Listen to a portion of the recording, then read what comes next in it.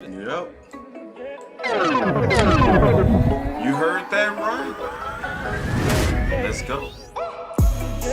So, we got us a fire show today with a lot going on in training camp. The final word. Man, let's put them all together. Yes, we have Miss Iisha Morrison from the draft show. Looking just as creamy as DMV. And then on top of that, we still cheating with no other than himself, Mr. J Tuck. The final word. Let's go. And we got a lot of football to talk about. But first of all, let me turn this down. Let's talk. Can we just, before we start the show, can we kind of talk about like what's been going on with Philly and The final you know, just we ain't gonna go too bad on them, but you know, just how y'all feeling about people using our training camp for publicity? For clout? Yeah, let me turn clout? this to Yeah. you, DMV. First with you, DM. Hey, bro, look. It's really hard, bro. Like, I mean, it must really suck that you can't, like, just go off your own merit. Like, you gotta, like, here's the thing. Like, for the most part, all of us content creators, we've kind of, you know, treated them like the little brother that they are. Like, you know what I'm saying? They just gonna be who they are. So we ain't fighting with them. We just letting them be. And they can't do it, bro. They that basketball player, they ain't got no left hand. Oh, Like, we gonna keep pushing you left, and you ain't got no left hand. And we gonna keep showing you, we gonna keep exposing you. Yeah. Y'all ain't about football. Y'all don't know football. You know what I'm saying? All y'all do is watch what we do and try and mimic it and try and do what we do. But here's the thing. If you don't know football, it ain't gonna work. So you gotta revert to the types of things that you're doing. You know what I'm saying? Like, it's kind of lame. It's real lame. You ain't gonna lay into them. I'm gonna lay into them. And what they gonna do? What they gonna do? Right. Show me some film that they don't know what they looking at? Like, Man, DMV is they ain't angry. gonna talk football to me. Oh, wow. They ain't gonna talk football to me. Wait. What they gonna do? Hey, you gotta You gonna take troll? a break. You gotta take a breath so I can at least hit an My bad. effect. Take My a bad. breath, just real quick. I'm sorry. That boy wasn't even breathing. Fuck your ish. Dropping Fuck bombs. your ish.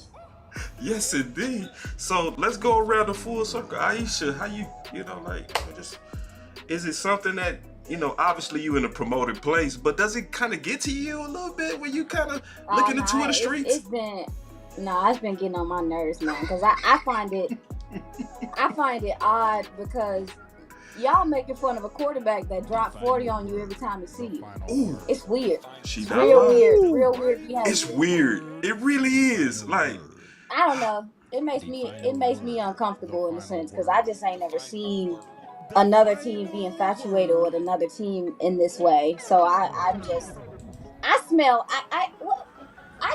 fear. ooh, I smell fear. Like, I really do. I feel like everybody has the Cowboys name in their mouth in a different way to where we're sitting here looking at camp, and when it's the total opposite of what we, the people who are leaked in, feel like, yeah, you're scared, my guy. Move around. man. I'm scared. Hey, and listen, she said that right. The people that are linked in, you going too far. Tough. Sir. Yeah, man. I just say it's a difference between hate and obsession. And when it comes to a lot of these Eagles people out there, it's an obsession with us. You know what I'm saying? Like, they the people lurking in the bushes. You know what I'm saying? They stay up in the trees watching every move that we make. And all I hear is the Cowboys ain't been to no Super Bowl or we ain't been in no NFC Championship game. Well, the 49ers is who they played in the NFC Championship game. They go on podcasts. They players bomb on Eagles players. They bomb on the fan base. They play them this year, but they ain't posting no clips or talking about their training camp. Why are you watching us? They're watching us because they know we where the party's at. Everybody wants to be in the VIP, but some cats got to stay down in the general admission and watch how we ball up here. So I ain't worried about no Eagles. Man, Tuck, you too fly. You too fly. And your quarterback ain't worried. Real. About it. He see him on the schedule and smile. Come on, man. Yeah, man. You know, Come on, man. you gotta know. You know what I'm saying? They just not. Everybody want to be in the VIP, man, because it's lit up here. You know? It is. No, it's lit. It's lit. It is so lit. It It is. is so lit right now. Right. So we done got it out. Y'all heard us. We got it all out. We feeling better. Now we gonna talk about us. You know what Let's I get mean? it. We gonna talk about us. We ain't talking about feeling no more. Don't. We gonna talk about us. Let's go.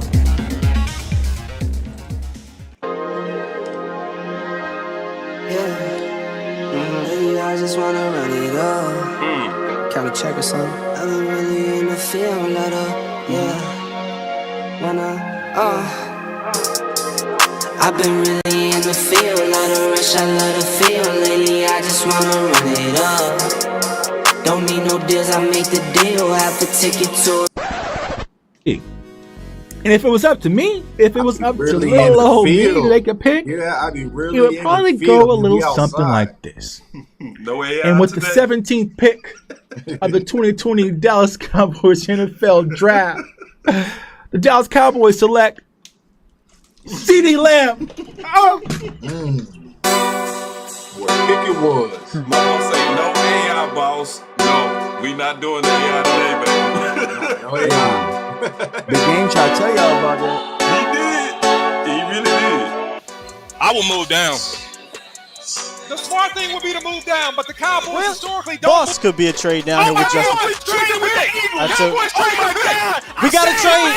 We got to trade. BossCowboySports and the OC We gotta and trade. Skywalker. I said this is the place to move We were down. just sitting here talking Now Justin listen, Fields. I said it loud Oh and my clear. This God, is the place to to the move Eagles? down. go hard, or go home, go home, go hard, go hard, or go home, go hard, go hard, or go home, go home, go hard, go hard, or go home. Touchdown like the end zone. When the circle turn to my home, can't get me out of my zone. Go hard, or go home, go. I love Parsons as a rush defensive end, right? If you draft him and you put him on the end, turn him into another DeMarcus Ware. Let him rush the quarterback, get upfield, and create damage to the other opposing offense. We got So the look, pick. man, here it is. We got the pick. Yeah, this got to be Parsons. Like, Parsons the best player available. Go home. Yeah, these championship rings on my hands now. In my head, I'm top 10, yeah, that's hands down. You a squad, now you're looking man down. Funny how foes turn to friends now. So the Cowboys just selected Jake Ferguson with pick 129. Hey, I'm good. I love the pick. I love the player. I know that a lot of people will say that this is probably a reach. My hair got this long is about as hell, where bro. I had Jake Ferguson. Really solid see player you. from Wisconsin. He can do all of it. He can block. He can run routes. He can actually make people miss in the open field. Of a race car like a target, I'm caught filling up, I need product again. Treat the business like a playground, might slide on you. Don't me wrong, might slide on you. Do a backflip, cause I'm mad rich, I'm the definition of what that is. Go hard, or go home, go home, go hard, go hard, or go home, go hard, go hard, or go home, go home, go hard, go hard, or go home. Touchdown like the end zone. When the circle turn to my home, can't get me out of my zone. Go hard, or go home, go hard, Go home, man. Let's go, man. Let's go. We tired of playing right now. We're sick of playing. So first, Iisha, is that gonna be our normal studio? That new look that y'all had today? No, so they are remodeling the old studio. So they got us in the big studio. Y'all, I've been. I was getting Yeah, ready to I'm say. like- I was I'm like, girl, you done promoted. Yeah. No, like I'm not even a fan of cameras. I don't even really like pictures like that. So I was under them lights stress. So I'm just adjusting to it Yeah. right now, y'all. Yeah, I mean, I put it like this. I'd rather you get thrown into the file and just figure it out than to be dreaming from the outside. You know what I mean? Right. So rock with it and you go kill it, you know what I'm saying? So I want to start off because, we go show off this new studio, you with the big chair, because you brought out something that I don't think a lot of people noticed, but you brought it out So we gonna show off the new studio, but we gonna also feature what you saying real quick about that. Looks smooth. He's going through his progressions well. And you mentioned his accuracy. That's obviously something he can continue to work on. But I felt like when his legs were also necessary, that he used them behind this offensive line, and his escapability is high level right now as well. So I do think that he does look comfortable in the system. And one thing that you do notice is that the tempo, it's 1, 2, 3, the ball is out. And if the check down is there, he'll take it. If it's not there, he's using his legs to escape. And I think that's something that we wanted to see last year. So I'm very much looking forward to them continue to build upon that. And Yeah. So you was talking about Dak. And you was talking about him getting the ball out, but you also talked about his legs. So I want you to kind of talk about what you're seeing out there with Dak's legs, man. We were very curious about that. Oh yeah, I mean, I'm pretty sure Tuck's seen it too. It's like when he doesn't see nothing, he's just taking off. There's no hesitation. There's no, I mean, we also saw some RPO stuff going on, design runs. We haven't seen those really implemented. I think he might really have the green light to take advantage. And also too, with the West Coast and just kind of how things are, that it looks like how it's structured, he's going to have a lot of opportunities to go get it, because I do think that people are going to overcommit to having to stop this passing game with how it's looking like it's gonna be. So and to me, honestly, with Dak Prescott, I think that his running ability is such an intricate part of his game. To me, that's half of the reason why he became an NFL level quarterback. That's why he is here. When you look at what he did at Mississippi State, he was dominant on the ground when he needed to be, and to take that element out of his game is a disservice to him, and I think it's a disservice to the team. So, I mean, we've seen, every running quarterback the Cowboys went against last year gave this defense, which is one of the best fits, and I would like to be on the other side of that. Yeah, Tuck, I know you got to expound on that. Yeah. So exactly what Iisha was saying. When you watch Dak Prescott at camp thus far, it feels like he's getting through his progressions a whole lot quicker. It's 1, 2, check down, or if not, he feels the pressure, use his legs. Now, I'm not sure if that's something that Mike McCarthy's installing in him. Is it a collaborative effort between him and Dak? But you got to think about, even when Mike McCarthy was coaching Aaron Rodgers, right? Even though Aaron Rodgers had the arm talent, he would still use his legs when need be. So I don't think that they're going to run Dak and turn him to a Lamar Jackson, but the encouragement is going to be there that, hey, if things hit the fan, don't hesitate to take off and keep the chains moving. Because I feel like, talking about the interceptions that were partially Dak's fault last year, is when the pocket collapsed, he got a little bit pressed, and he would possibly reach a little bit, versus just kind of trusting his instincts. And just like Iisha said, that's who he was coming out of Mississippi State. We saw what he did his rookie season, so it feels like this offense is really going to get Dak back to his roots. And you see him in those clips and other clips, he's definitely taking off. And with the speed that we have with our wide receiver core, you're going to have to get back, which is going to open up those run lanes for Dak Prescott. So I expect Dak to use his legs a whole lot more than we see probably the last 2 years.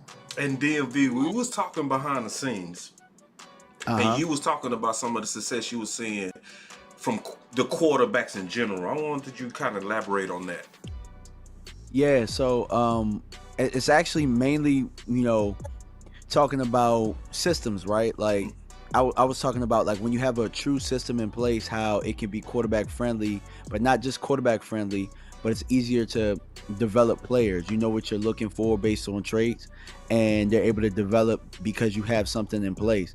And it looks like, this year, opposed to previous years, that the quarterbacks are having an easier job, really, knowing what their reads are, knowing what their progressions are. We're not seeing so many of the footballs hitting the ground and, terrible throws. Like last year, Cooper Rush, I want to say, almost hit somebody on the tower or something like that.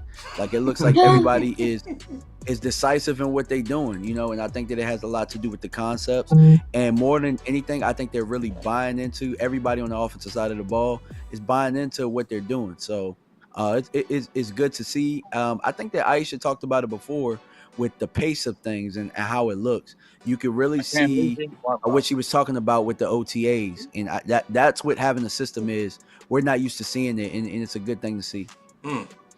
So, Tuck, I'm going to run an audible real quick. I wasn't even going to put this in the show, but since you here, this is a Christmas present from me to you. Okay. Uh-oh. This is All right. for you, and we gonna go around a circle on this. All right. We've talked to a couple of guys out here, and they seem to have an idea with Mike calling the plays now, and it's his offense. It's easier for them, that they've simplified it some way. What are you most excited about in seeing Mike McCarthy calling the plays? It's Dak friendly. Oh, wait. It's me. He's going to have the offensive line is going to be able to protect him better. Their spacing is narrower, which is conducive to protection. He's going to have more opportunity to dump the ball off to the backs. He's going to have less to do before the snap and less to read after the snap. The receivers are going to be less dependent upon reading the D-back. And what? Come on, Jerry. Come on, Jared. are going to be less dependent upon reading the D-back. Tuck, it's on you. It's your world.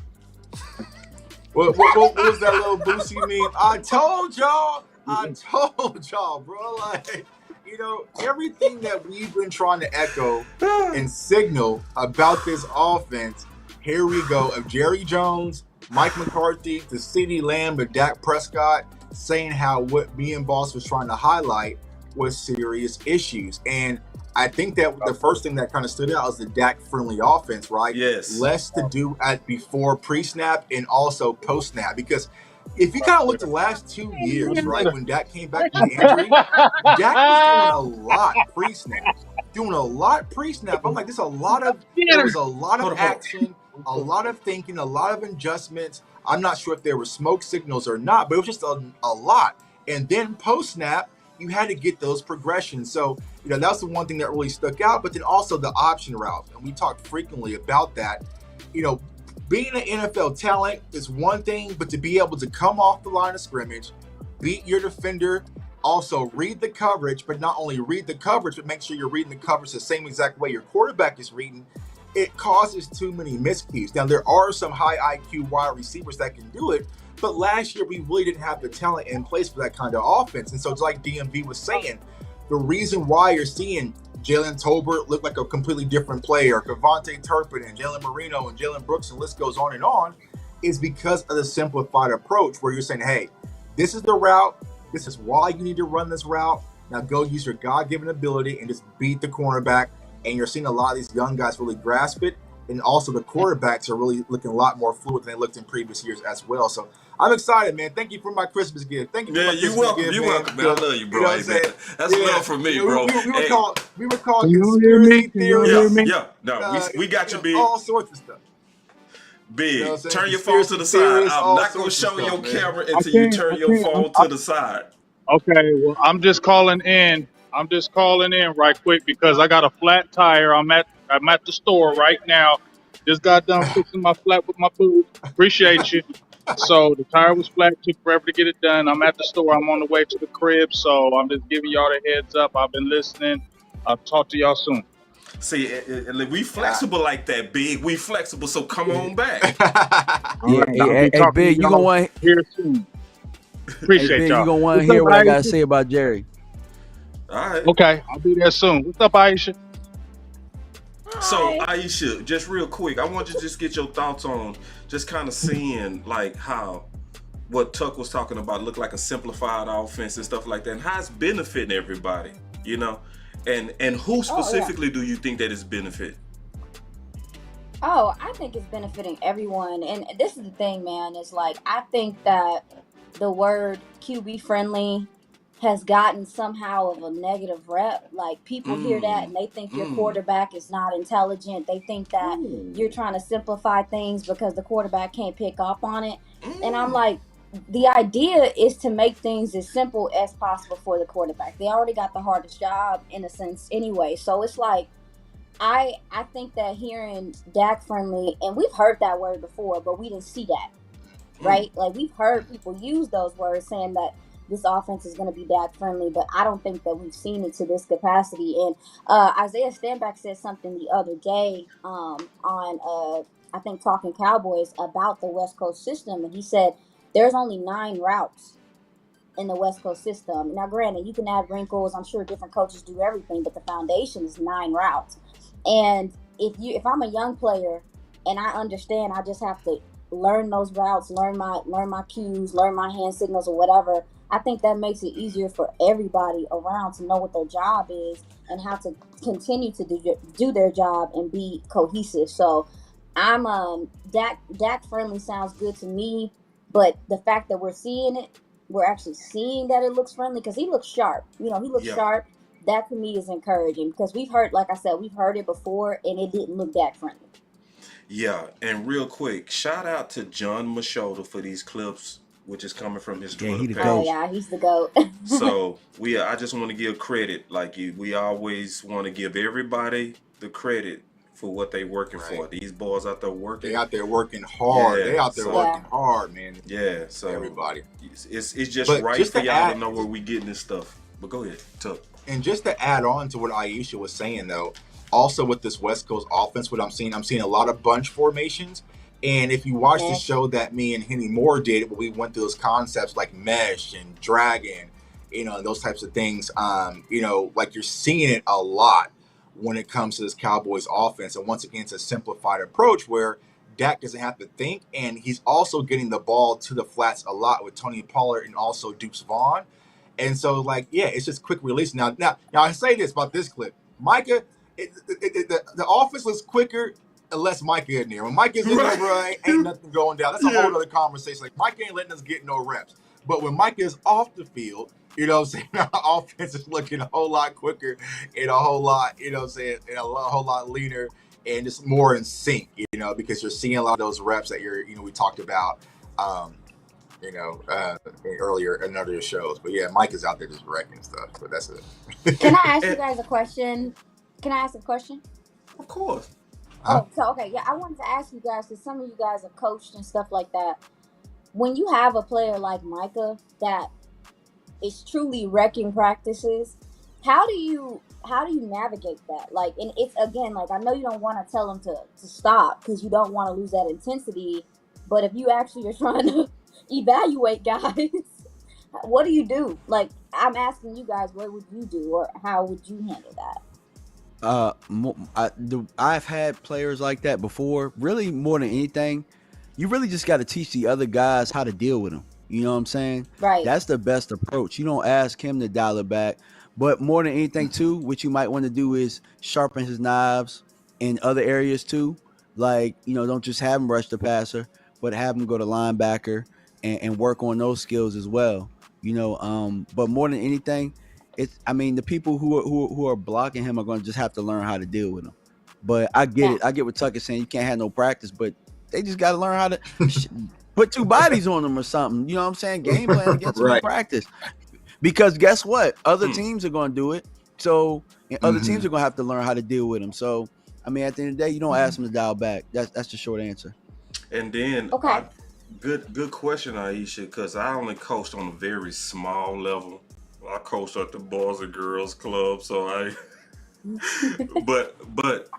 so I'm not gonna go too heavy to what you asked. I'll be capping, but I will say I do sense the danger that you sense.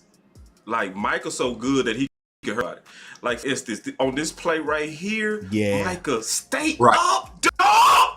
That's that. Bro, we almost, everybody out there almost threw up. I almost threw up. Oh my God! It was just Yeah, and, but that's just him going hard. Like he fell. He fell, but I remember coaches, they used to go crazy on us for touching them balls with the red jerseys. I was telling one of the guys last night in college when I did that, they kicked me out of practice. Yeah, they did me I had to go. I was the scum of the earth. Just for what that scared the hell out of me. So. I ain't gonna lie. I'm just being. What you gonna say on that, Aisha? You had a different perspective. No, I was gonna say I'm pretty sure he heard some words. Okay. Yeah. See. And I'm only saying that because Tuck and those guys said that Mike McCarthy was a little upset. Right. Okay. Good. So I'm assuming they're gonna address it because he's. Again, like we were just saying though, is it has to be hard for him because he's just always back there. He's been back there almost every snap. So No, yeah, you don't want your quarterback getting hurt, so anybody got time for that? Not And this real year. quick, Not this year, man. I do have to hit this button from DMV. I think that was a very good answer to her question. I got to clap it up for you, big dog. Very good. Appreciate you, my guy. Because one of the things that you said, like, I think I even heard Vosh do a show on this where he was like, bro, put Micah up. He done. You know? Mm-hmm. So, but DMV point, and not done from a he not good, but like, he ready, bro. Just put him on the show. You know? Right. But from DMV, like, to say, okay, working where he's not as dominant. You know what I mean? Mm-hmm. That's good. Yeah, I really love that thought because he is getting around that edge, going at quarterbacks. And how do you tell somebody not to go 100 miles an hour? Good question, Iisha. And here's the thing about it, y'all. It's not just Chima Udovia. Like, he's smoking everybody. And when we saw what he did to Tyron, like, Mike is taking I think that defensive player of the year, like, and that's what I was going to say earlier, is like, you hear a lot of players tweeting all season, this is my season, I'm tired of disrespect, yada, yada. I feel like when Mike is tweeting stuff about we're going to be the best team, like, he's really taking it personal, where he's on a one-man mission to shut everybody up, which is crazy for a Cowboys player to get so much praise, right? But Micah has, like, this huge chip on his shoulder where he's out there just, it doesn't matter if it's Tyron, Tyler, Matt Valesco, Chima, it doesn't care. Everybody's getting the smoke when it comes to Micah Parsons. And he's revved up from the beginning. Just a true competitor. Very first drill, he's out there on 10. So, I agree with DMV. Okay, let's supplement that linebacker and have him drop in the zone and do a little coverage a little bit and work on that. Yeah, let's work on his weaknesses. What people have to understand, a lot of these plays are scripted where they're like, okay, it's 3rd and 11, first team out, first team defense, right? So you kind of know it's a passing down. So you just know to kind of peel back your ears and go forward. So, they're probably going to mix a little bit up as camp progresses. But right now, man, Mike is a run-man wrecking crew. All right, and so real quick. Oh, yeah. Hey, boss. I wanted to touch on Jerry's comments because I didn't have the comments about when he was talking about the offense being Dak friendly. Okay, go. Yeah, like to be honest, I don't have flattering things to say about what he said because. And I agree with y'all. I liked what he said, but we wait 8 years before we go Dak friendly. Like, I mean, that's the first thing that pops out of your mouth is Dak friendly. What the hell? Where the hell were you the last couple of years when we were saying Kellen Moore ain't the answer? Y'all was pushing for him. You know what I'm saying? Right. And then number two, you're gonna talk about we'll be able to protect the quarterback. I felt like that was a slap in the face to Zach Martin holding out. You know what I'm saying? Like, we gonna protect the quarterback. Like, come on, bro. Like, shut your ass up, Jerry. Like, that's what I'm at. Wait, Jerry might be listening, bro. I mean, if he listening, shut your ass up because at the end of the day, bro, like, what you got, like, you giving up too much sauce, bro. Like, at the end of the day, let these teams be surprised. I mean, I know that you need notes and you need things to talk about to make you seem like you know what you're talking about. But at the end of the day, it's a football team, bro. Like, this ain't Congress. This ain't a filibuster. Shut your ass up and talk business. He always mix business with football. He go always do that, and he just does that, and it's one of those things, man. Don't let me play that clip of where he was talking about the soap proper. Oh my God, bro. Not a filibuster. I had to. My bad. That just popped in my head. Sometimes creativity, man. Look, sometimes creativity just pop in there, but get it off his chest. Yeah, I mean, when I heard him talking, I'm just like, bro, you giving away the whole sauce, and then you gonna slap my guard. You know what I'm saying? You're going to slap pretty much the second best player on the team. You know what I'm saying? That we need. But is he slapping him, DMV? Is he slapping him? Or is he trying to get him to come to work? I think he was slapping him, bro. I think he was slapping him, in my opinion. Because, I mean, at the end of the day, like, he ain't here, bro. Hold on real quick. I got to fight you on this with DMV. I got to fight you, bro. God damn, I didn't want to fight my homie today. You don't want to fight me. Who started this? Put him up. What you mean? Like, who started what? The holdout? The holdout? The war, not the holdout, because the before the holdout, it was a shot fired by Zach Martin through Twitter, through what's his name? Adam Schefter. Adam Schefter. He put all his feelings in a tweet, dog. So I'm not mad at Jerry for saying, bro, come to work.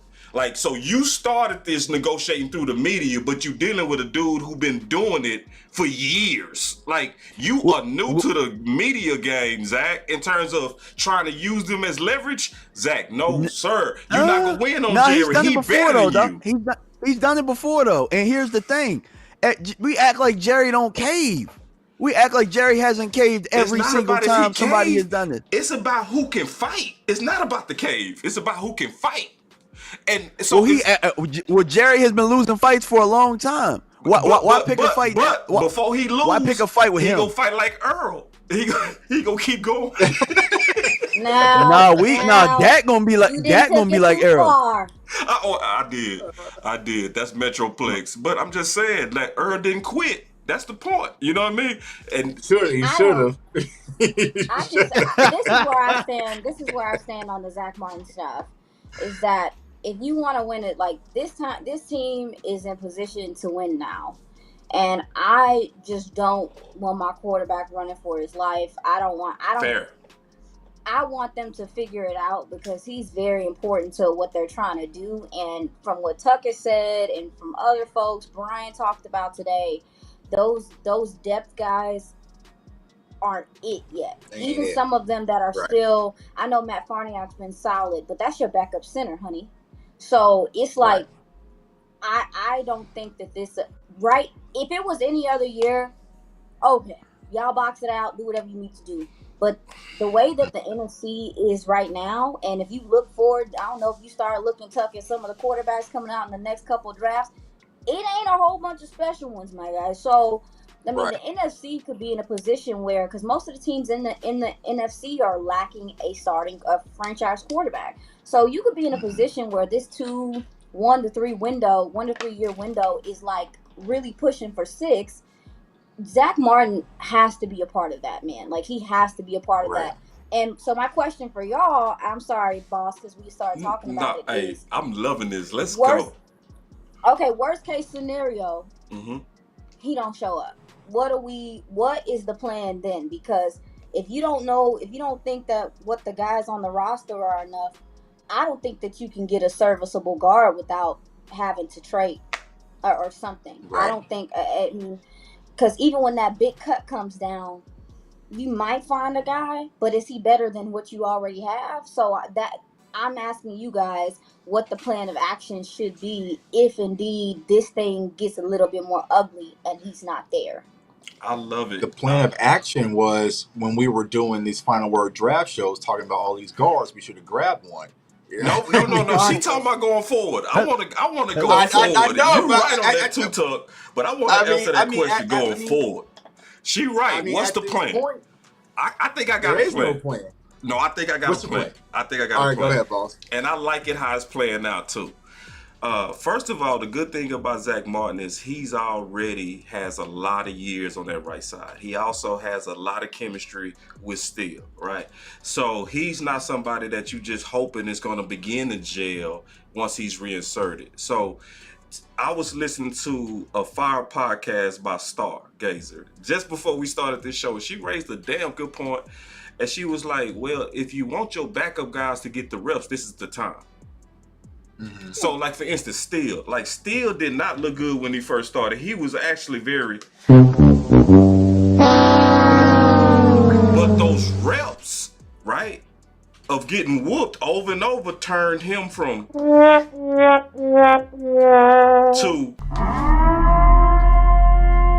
So, I think you got to ride it out. Like, and then... because he's getting hit in his pockets.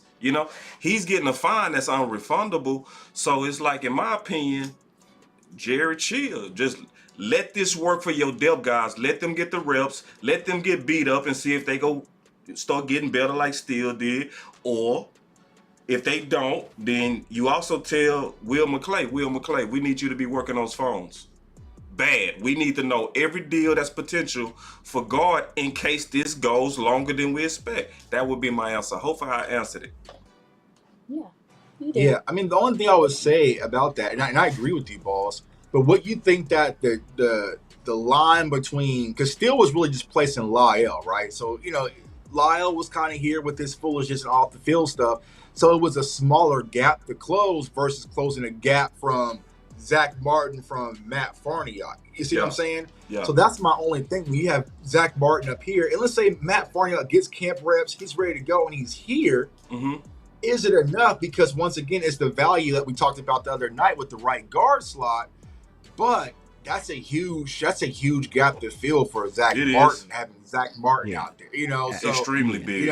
Excellent point. That's my one thing about it. If we were trying to place, let's say, Connor Williams or something with the Matt Farniok, okay, cool, we can get ready. But this is you aiming for the peak, So that's the hardest thing about it. And then you also have to consider what happens if the health of Tyron Smith fades. Then things get really dark for our offensive line hella quick. With no Zach Martin, no Tyron Smith, it gets bad. So, there's a leverage play from Zach Martin's side, but I feel like the more sense of urgency, like Iisha's saying, the window is open now. I'm put all the chips in. We crap out, but the window is wide open. You know what I'm saying? Like Smokey on Friday, let's crawl through the window, get the money, and get up out of there.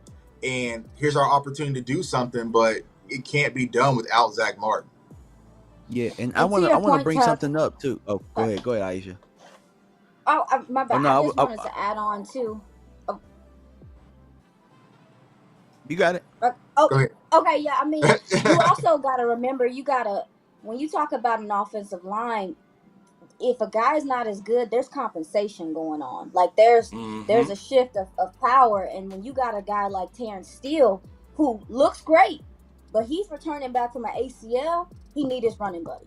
True. He needs his guy.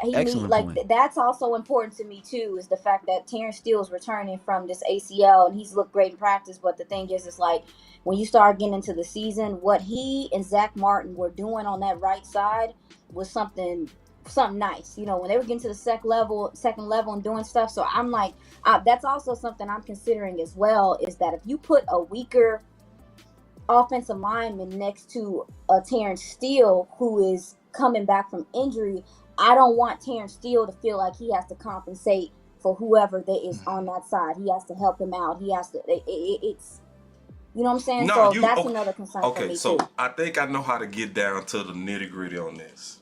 Everybody will have a different answer on this too.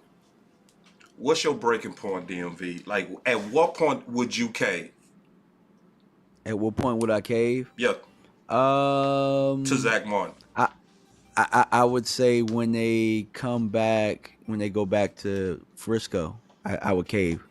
Probably if he ain't in camp by then. Okay. Iisha. I mean, yeah. See, you mentioned that he's a veteran. This dude's been doing this, but I will say that Mike McCarthy, this is a new offensive line coach. Mike McCarthy's talked about, how much they've been, most of the changes, and even Schottenheimer said it, most of the changes have been into the pass protection. So even though we do know that Zach is a savvy efficient veteran water. And stuff, yeah, this is still this still might be a different system than what he was accustomed to before. So I do think that he does need some time to be around the guys and kind of continue to gel. So I would say, like John said, when they come, I would say ASAP, because you also got to consider your team understands how important Zach is too. True. And so you don't want to lose any momentum or buy-in because people not seeing arguably your best offensive lineman on the field. Right. Ooh. Right. I like these answers. I agree with DMV, right? Once we kind of get back to Frisco, that's where I'm caving, because here's where I am from the mindset. We did everything that we could do with getting Brandon Cook, Stephon Gilmore, Mozzie Smith to plug holes in our boat. Don't create a bigger hole with our offensive line. So let's just go and get this situation taken care of, because the one thing you don't want to go into the season thinking, man, what if Zach Martin would have been there week one, right? Because we got a divisional game. Even though it's the Giants, right? It's a divisional game out the gate. So we can't afford to get off to no slow starts. And, like, I just don't want to do that. Let's go in with our best 5 with Tyron, Tyler, Zach, and Terrence and really see what this offensive line can do together because we really never got that opportunity last year anyways. And I just feel like with the new offense, new language, like Mike McCarthy was saying, like Iisha just said, you don't want there to be any missteps. Granted, it's Zach Martin. He can play instant plug and play, but why risk it? Right. Why risk it? And you're going to have to extend him anyway. You're going to have to do it anyway.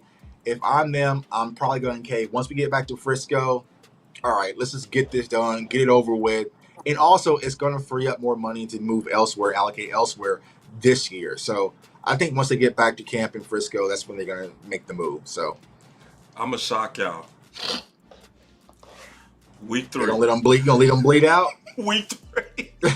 Oh, you out your mind. Damn. What? I ain't seen a company. You a company man, boss. No, I'm not. Yeah. No, I'm not. Company man. Don't you ever in your life, DMV. But listen. No, I'm not. I will put him on the Michael Irvin plan. I sure would. I will put him on the Emmitt Smith plan. Let's see what we look like without you, bro. I'm serious. But here's the thing, bro. I'm serious. They didn't even do that with Zeke. You gonna do it with Zach Martin? Yeah, Crazy. I mean, Real crazy. You gonna have us in this joint singing week like 3 Ja will be Rule. mine. I got listen. Week 3. I'm like, man. Mike McCarthy. You went without Dak. Stop it. You can't help us win without Zach Martin. You won 4 games without Dak. Like, listen, because I already told y'all why I got my issues with it. But Zach is like an all pro except for 1 year he got hurt. I mean, Zach was part of the reason we was winning without Dak. Right. A big reason why. Oh, man, stop. You doing too much. Bro. And if I'm Mike McCarthy, I'm now getting in charge. And I'm now getting in charge of the play calling. I know the black cloud and the shadows about me taking over I need all my utensils. I need every utensil I got. I'm not going out there with no Zach Martin because y'all want to play ego games with contracts. He started it. He can finish it too. You get that right when you're an all-pro. He get that right. We just giving rights away now. You got to, man. I ain't giving you nothing. We already gave you a contract. Any other, like I said, any other year, y'all do y'all little back and forth, do whatever you gotta do. This ain't the year, my guy. This ain't the year. Yeah. This ain't the year. This might be the most balanced you've been on both sides of the ball ever. So why can't people tell him that? Why can't people go to Zach Martin? I'm just being the devil's advocate. Why can't people go to him and say, Zach Martin, this not the year for this, man. This not the year for you to be trying to skip the line and give him. Why can't we do that to Zach Martin? Why we got to do that this year? And then if I'm Zach, I'm like, well, you gonna give me some money out your pocket? You gonna help me get some money out your pocket? Here's the thing: the reason why we can't do that because Zach Martin has all the cards. He knows. Oh, he got all the cards. I don't think he got all the cards, though. He got all the cards. Yeah, he do. No, he don't. If this was last year when it's like a Connor McGovern, we're like, okay, we can kind of roll with Connor McGovern and be okay. Right.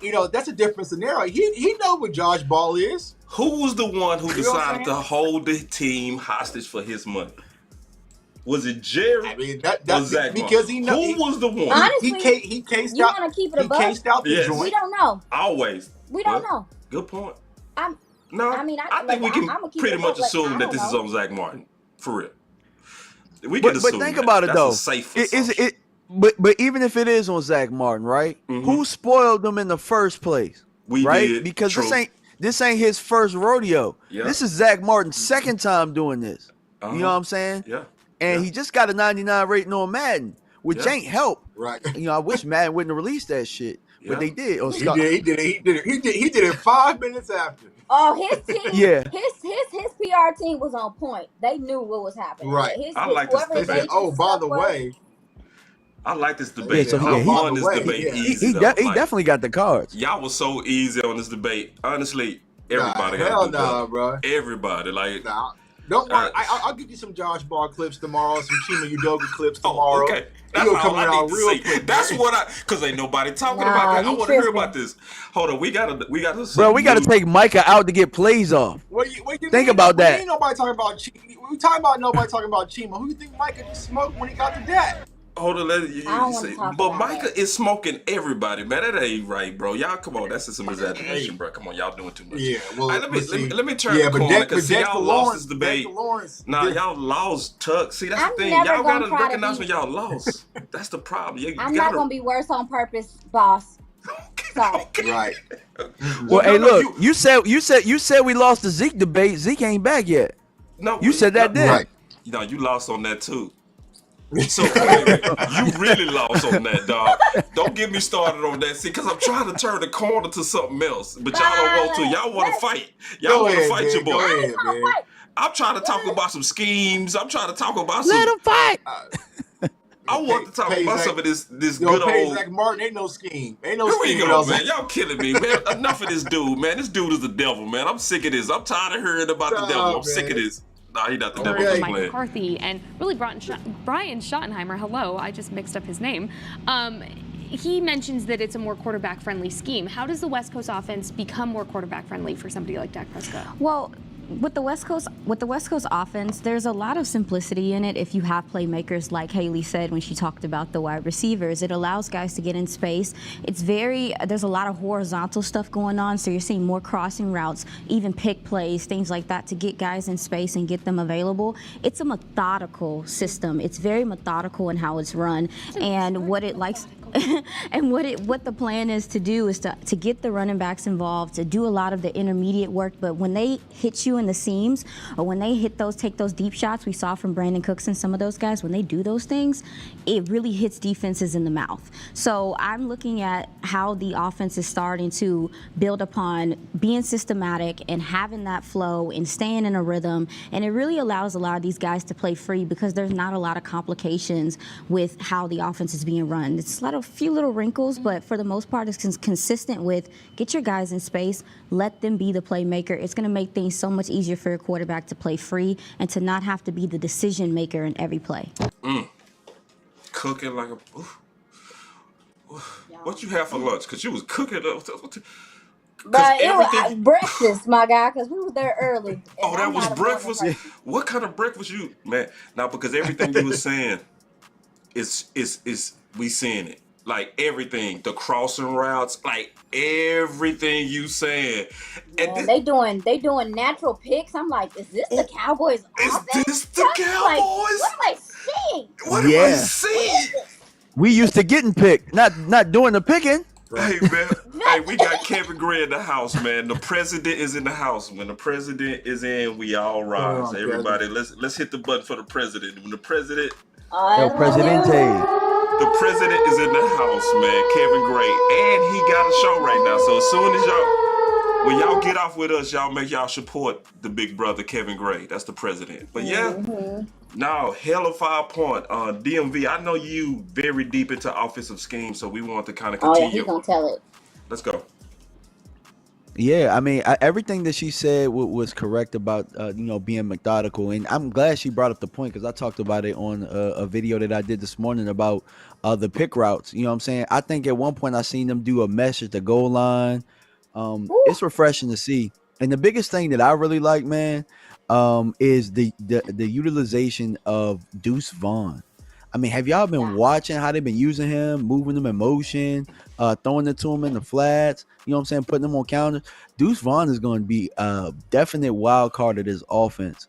And I even seen them throw a fullback in there at one point. You know what I'm saying? Lepke played fullback and they was in the eye. When's the last time we seen an eye with a real fullback and not a big-ass lineman or tight end back there? We haven't seen that in so long. So it's refreshing to see some of the old school football and the new, and the new school, and they're kind of, mixing it up together, and it just makes sense. You know what I'm saying? That's the one thing. You want your offense to be able to tell a story. And I felt like with Kellen Moore's offense over the last couple of years and Linehan, we never really told the story with our offense. We never really, picked on mismatches, stuck with what was working. I just think that it was inconsistent, even though we were putting up numbers. This time we'll be able to see exactly what it is that we are, and we're not going to be questioning what their identity is. Ooh, man, that sounds so good when you said identity, bro. Oh man, that felt the right side of the identity, though.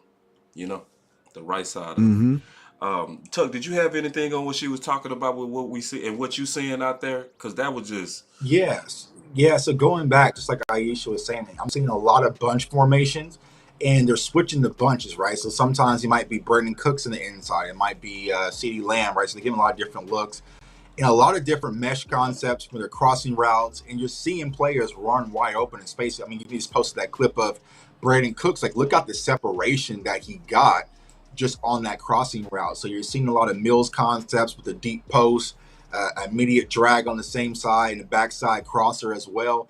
And this is why you're seeing the emergence of people like Konvontae Turpin, because that's what they can really do is attack underneath, like shallow crossers or zig routes and whip routes and different things like that. Just get them the ball out in space and let them move. And so, I like where the offense is headed because it's quick.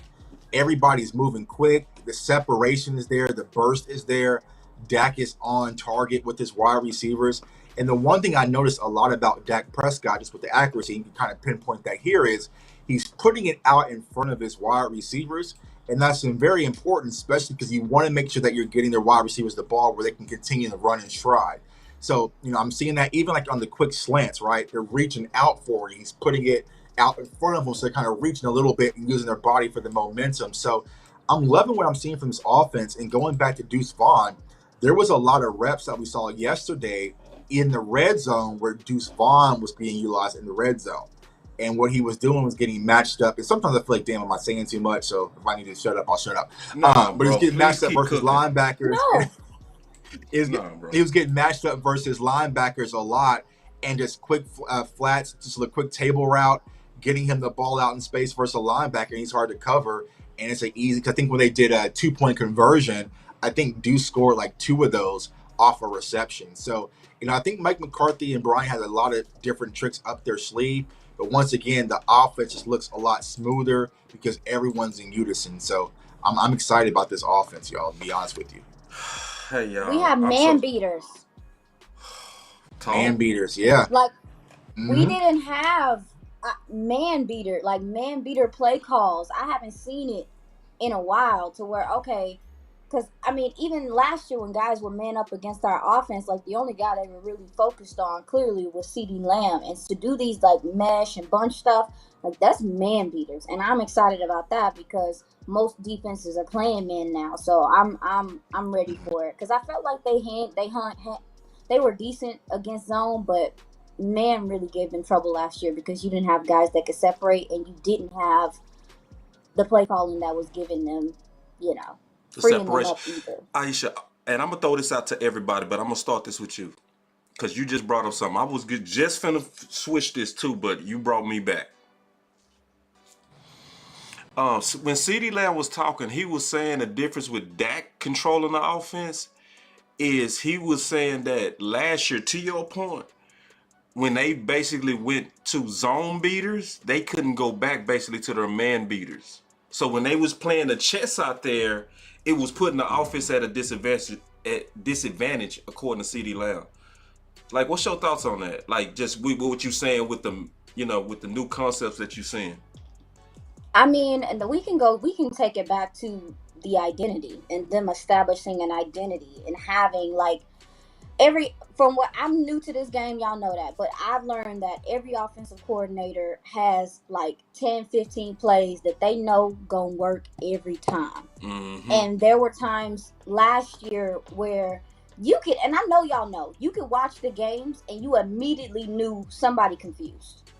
Somebody's not, you immediately knew, well, that doesn't bode well for our offense, especially since we're film watchers, Tuck, John, me, we watch film, and you're watching San Fran, you well, man, they're not that great on the back end right now, but you don't attack it, but you don't do things to attack it. It's right. So to me, you can go back to have an identity and to have plays to go back to and just things to settle your guys down sometimes. Ooh, Sometimes you just need things to settle your guys down sometimes. Yes. And I didn't feel like that was always the case in certain instances last year. So to me, I'm like, to answer your question is, as long as they have something to go back to and a foundation to stand on, so they can start getting in a rhythm, that's important to me in this next season. Yeah, and real quick, my boy said we ran a no identity offense, so I need to put that on you now, Tuck. Not no identity. No, for real. Yeah, no, don't say that. No, for real. No, it was no identity offense, It really right? was. And that's why I kind of coined the phrase, because no one watching film, no one really kind of knew what to call it, right? Yeah. And if you go back and you watch a lot of the film breakdowns, even in 2021 versus San Fran, and also last year, there was a lot of times in zone where one defender was covering two wide receivers. And it was just, it was just bad matchup, bad spacing. But like you said, sometimes what happens is they might show man, kick out in the zone. They might show zone, reverse the man, or they might run a match zone, or they might run a split field zone where it's man on one side, zone on the other, right? So when you're setting all these things up pre-snap, and then you have to make the adjustment post-snap, all they're baiting on is to disrupt you as far as you and the wide receiver, Dak and the wide receiver being in sync. If they can disrupt you and get pressure, that's how you win as a defensive coordinator, which was happening often last year, to the point where when I did the film breakdown on Dak's interception, I was literally pinpointing where, and this is me, Kansas City content creator, right, on the couch, right? I can pinpoint when Kellen Moore was going to run a route that sticks, and it was typically where we were backed up in our own territory, like in the own 30-yard line. And when we were in San Francisco in that playoff game, I stood up, put my hands behind my head, closed my eyes, and I just heard the crowd roar because I felt it coming. And that was the interception to Michael Gallup. So, hopefully that's going to be some things that we're definitely going to adjust, which I'm already seeing in camp that got me excited. It's just the lack of creativity, spacing, and the predictability of Kellen's offense, where it was easy to guess. And I know Stephon Gilmore, when he was in New England, he even said it on a film breakdown that I did, where he said that, hey, if Dallas runs a route, they typically like to come back to it again. So we let them set up the same route. So I knew to jump it because I knew it was coming to get the interception. So, it's just those little things that I think that Mike McCarthy, being more tenured, is going to be able to adjust. Now, it's not going to be the perfect offense, y'all, but it's just going to have that North Star that Iisha is talking about, where we know what to get back to and how to simplify things. Well, can I add something about structure? Add.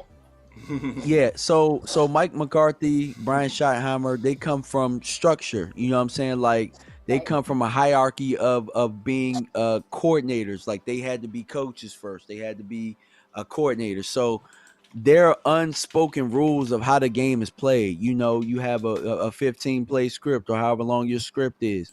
You have certain plays that everybody has, but your terminology is different.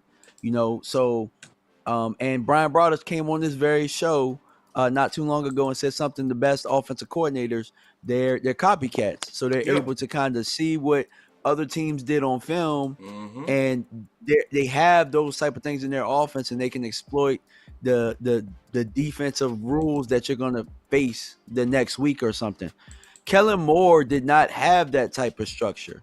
And for the most part, we were not taking advantage of what other teams were taking advantage of. So against San Francisco, what I heard, somebody in the comment section told me the West Coast killed them last year. Kansas City killed them last year. And the Raiders, surprisingly, who ran a West Coast offense, killed San Francisco. And we didn't take advantage of those same type of principles. So, to be an offensive coordinator and to not be able to, at least use things from other teams or have an offense where you can, hey, we're just going to create that because they can't stop that. That right there left us at a disadvantage. So I just kind of wanted to talk about that and say that right now we're going to have a structure in place and we'll be able to do some of those things. So let me go back to you on this, Tuck, real quick. Just to go heavy into this no identity, because it's very real. Because Tuck was the one that sent, because I did not know the name. I'm keeping it all the way honest. I was calling it a system, but Tuck actually went back and did the investigative research, and this is what actually 2 a.m. sleepless night. Let's go. Let's get into it though, Tuck. Let's go. All right. So when I found the no identity offense, what it really stems from was Kellen Moore's offense that he ran back in Boise State under Chris Peterson. So if you look at what Boss has posted as of right now, right? Urban Meyer at Florida, he had the spread offense, Chip Kelly in the quarterback run game. You had the pro style offense. Well, apparently Boise State has the lack of identity offense, and what it really stems from is a buffet style approach where you don't do one thing specifically good. You do a lot of different things, right? So you kind of just mesh in, and the reason why they did it when they were at Boise because they didn't have the talent to really compete. So they had to kind of hit you from a few different areas and got everyone involved. Anticipation and so that stuff. was the thing that, anticipation, a lot of anticipation, right? Playing the numbers game, getting out and using space and leverage, and it was effective, right? It puts up a lot of numbers, right? And it shows this in this slide right here, right? But first success. But this was the reason why, as a Cowboys fan and also a content creator, I never understood why we would see things one week and just never see it again till maybe week 16 or week 17, right? Because that just wasn't Kellen Moore's thought process.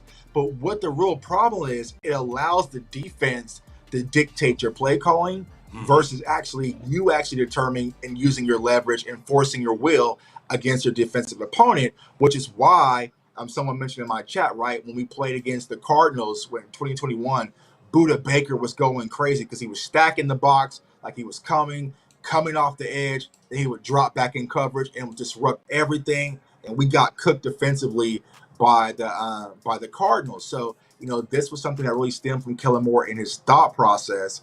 This is why I kind of labeled the no identity offense. We getting raided. This is the first time this happened to me was with Vach. We getting raided. CFT done sent an army of people over him. What's up, CFT? This is my guy Rome, man.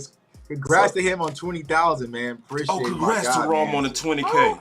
Congrats, bro. Congrats, Jesus Christ. That boy's the man. 20,000. Smoking over there.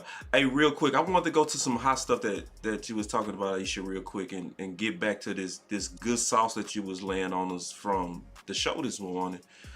Give me a second to pull it up. It's right here. It's saucy though. Spent a lot of time talking about, but he's done a really good job, and I think he kind of knows that this is a make or break season for him.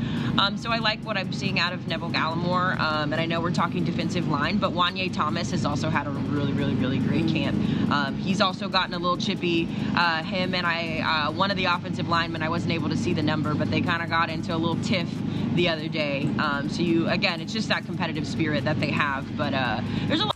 Real quick, this whole link is in the description, so just make sure y'all, after the show, go check out the full show. Support them, like and share and subscribe. Make sure you also support Girls Talk, Boys Talk. Not out of charity. Yes. They know football. They doing damn good. Right.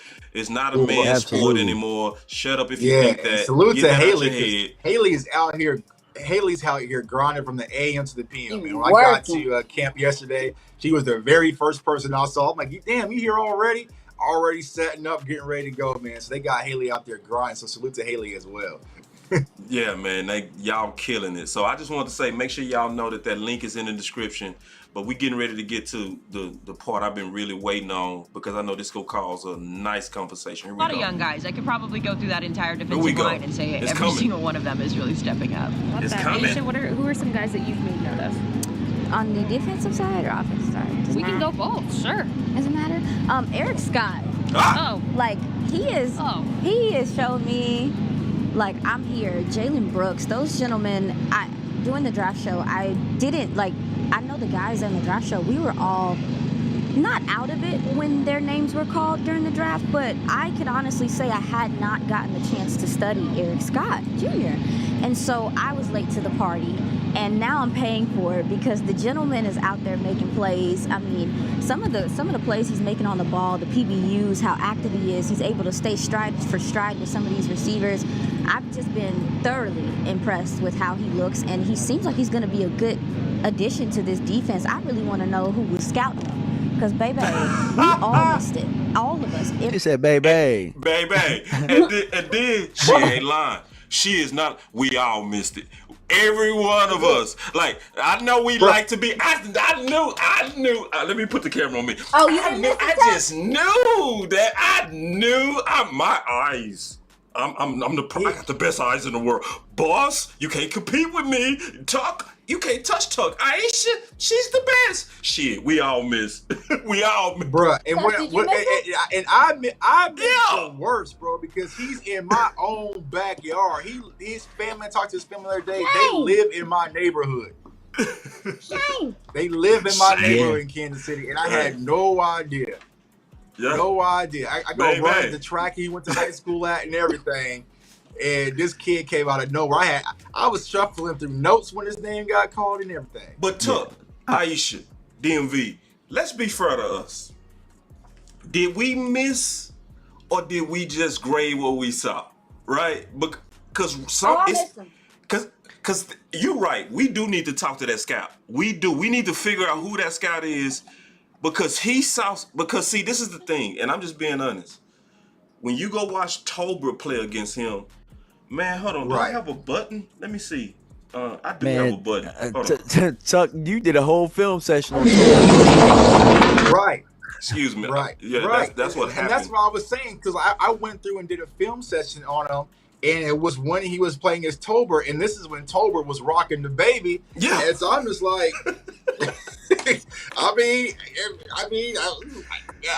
But what I saw in Eric Scott, I saw his Dan Quinn mode. I saw the athleticism, but you know, saying me and DMV always joke about that. You know, he got cooked. He did. So did we miss? Like Iisha, did we miss? I can say, I mean, it was my responsibility. I think I ended up actually knowing like 185 players, and I missed him. Mm-hmm. Yeah.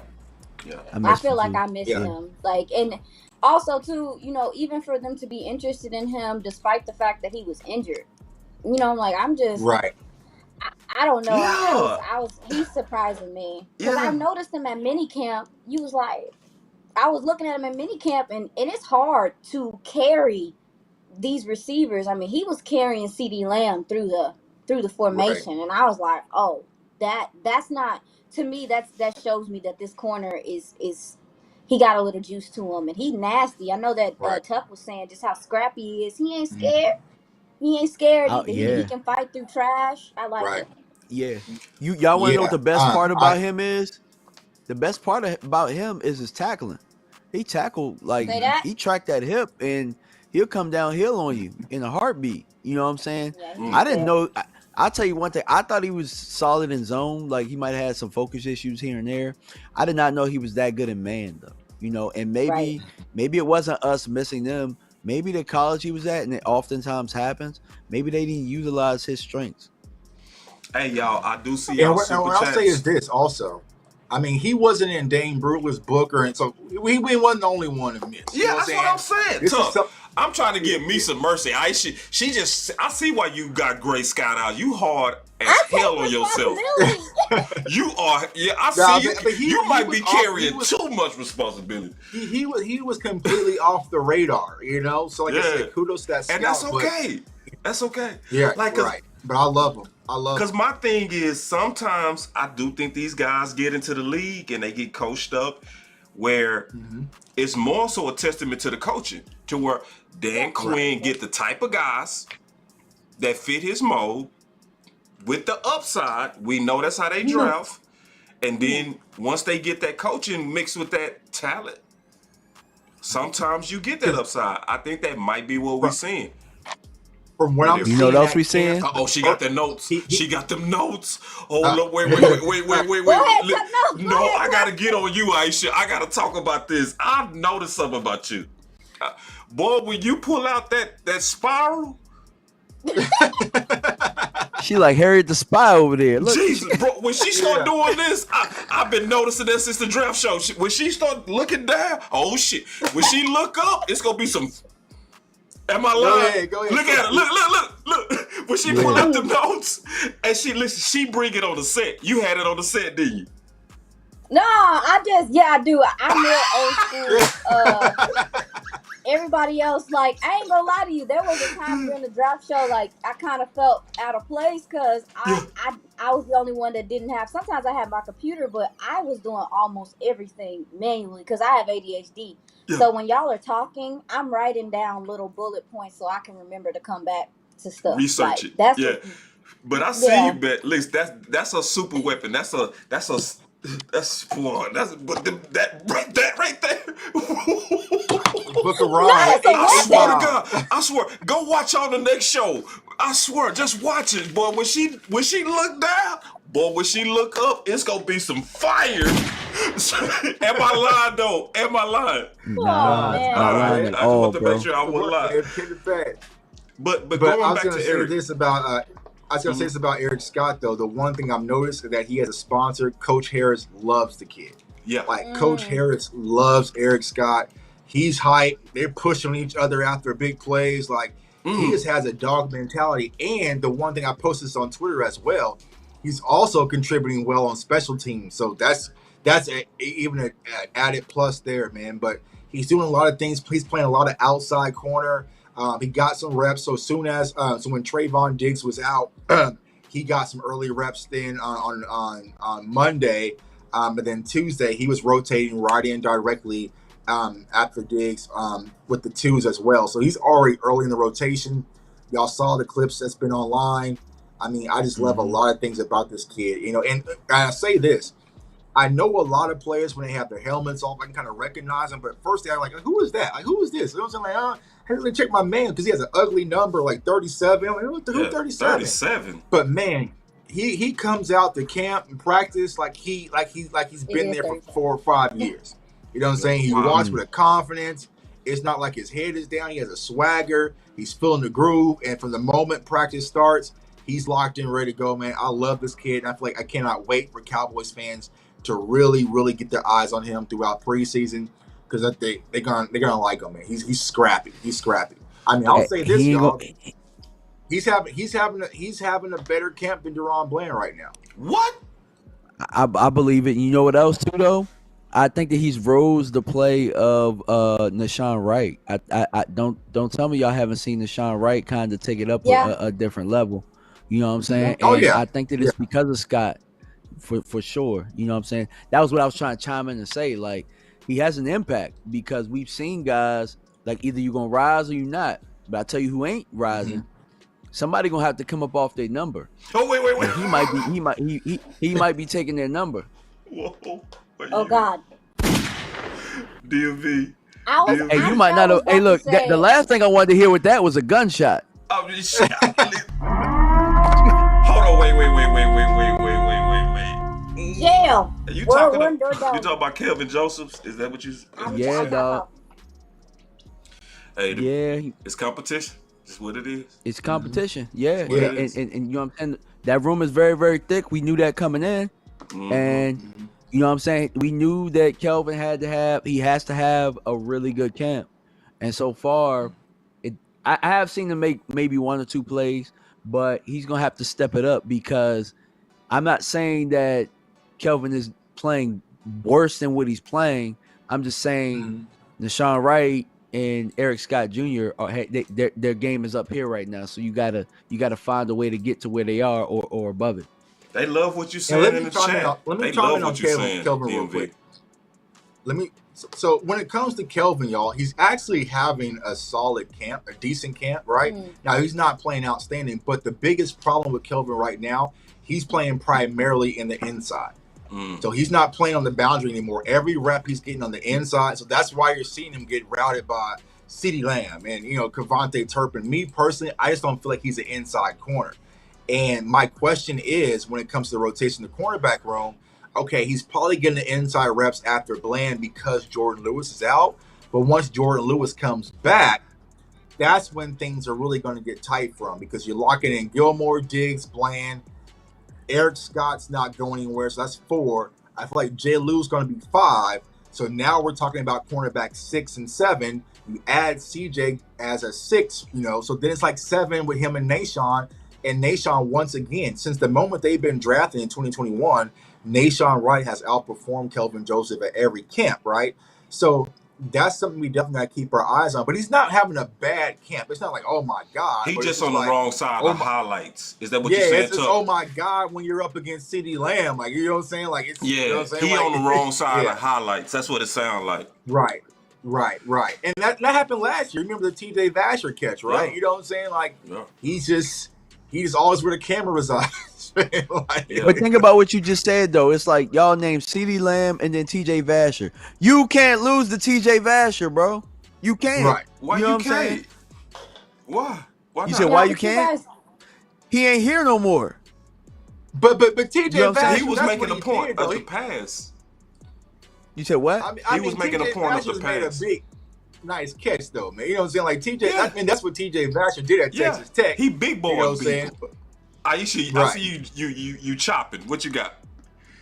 No, I was just gonna say it's crazy that y'all are mentioning Kelvin Joseph, because if you gave me Eric Scott's scouting report based off of what Tuck just said, you would think you were describing Kelvin Joseph when he came out of college. Really? Yeah. Listen, yeah, you guys said that he's good in man, he's scrappy, he likes to tackle. Like that's what I thought people said about Kelvin Joseph coming out of the draft. That's fair. You want to know the difference? Fair analysis. The difference is because Kelvin came out with his hair on fire when he was playing. So I ain't gonna sit here and act like I forgot his rookie year. He played some really good ball. The difference between Kelvin then and now, and the thing that Eric Scott Jr. has for him is confidence. When you lose your confidence at the corner position, that means a lot. And he's got to find a way to get that back. Now, I'm going to tell you, it can happen. Anthony Brown was a guy who lost his confidence and found it back. Facts. So he's just got to do the most with his reps right now. And, you know, with being the most, that means make a couple more plays Get his and not end up on those highlights. Right. Yeah. Well said. Well said. Hey, I got something else too here. Aisha, you good? Oh no, I'm good, man. That's No, I'm saying like on time. On time. Oh, I'm chilling. I can hang with y'all. I ain't got nothing else to do. Cool. I just want to be sure. I want to be courteous. DMV, you good? I'm good. J Tuck, you good?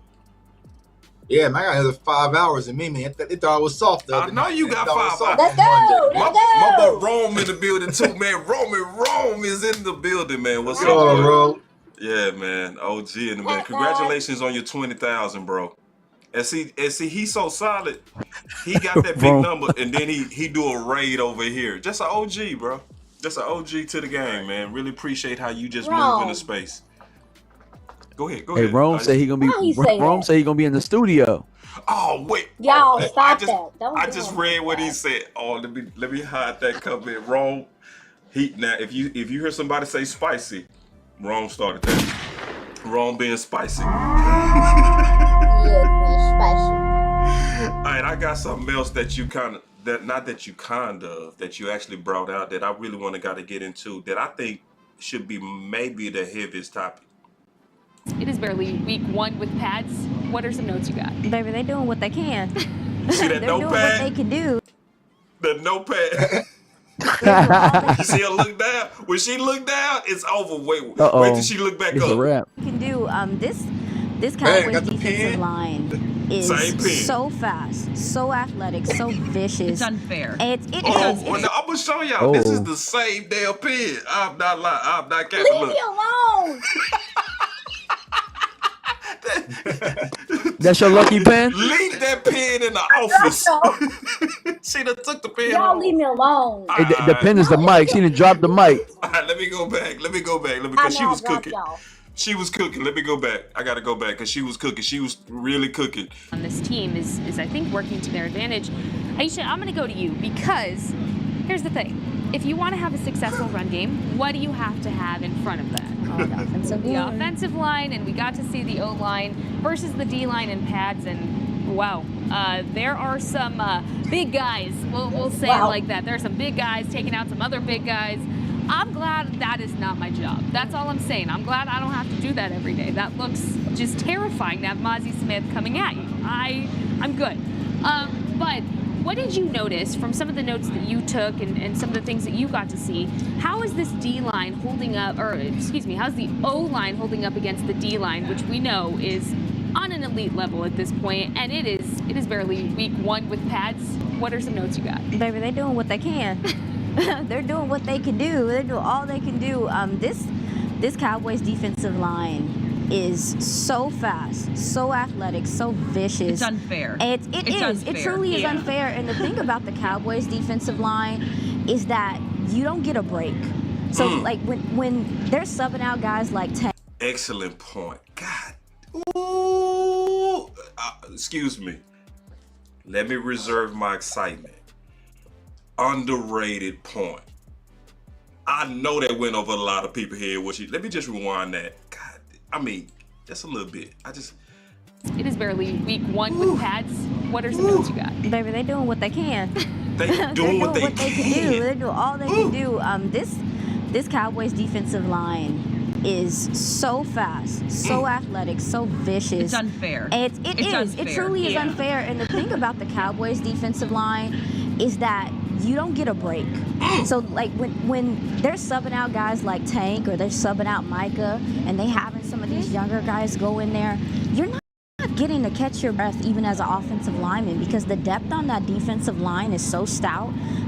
This offensive line is really getting tested in these practices. I know yesterday they really struggled to run the ball consistently, and there's been days where the offensive line is won, and there's been days where the defensive line is won. And you talk about the iron sharpen iron. I think that it's going to make competition better between them, but specifically the right side is definitely going to have to find some cohesion. Obviously, Terrence is being subbed out and things like that, so that plays a big factor. But the improvement that really needs to be made is on that right side of the ball, because I think Dan Quinn was just putting Tank and Micah and Fowler. I mean, they were literally just rotating guys on that side. And so with this defensive line, this offensive line is going to get a lot of reps in practice to get better because they're going against one of the best, some of the best. Yeah.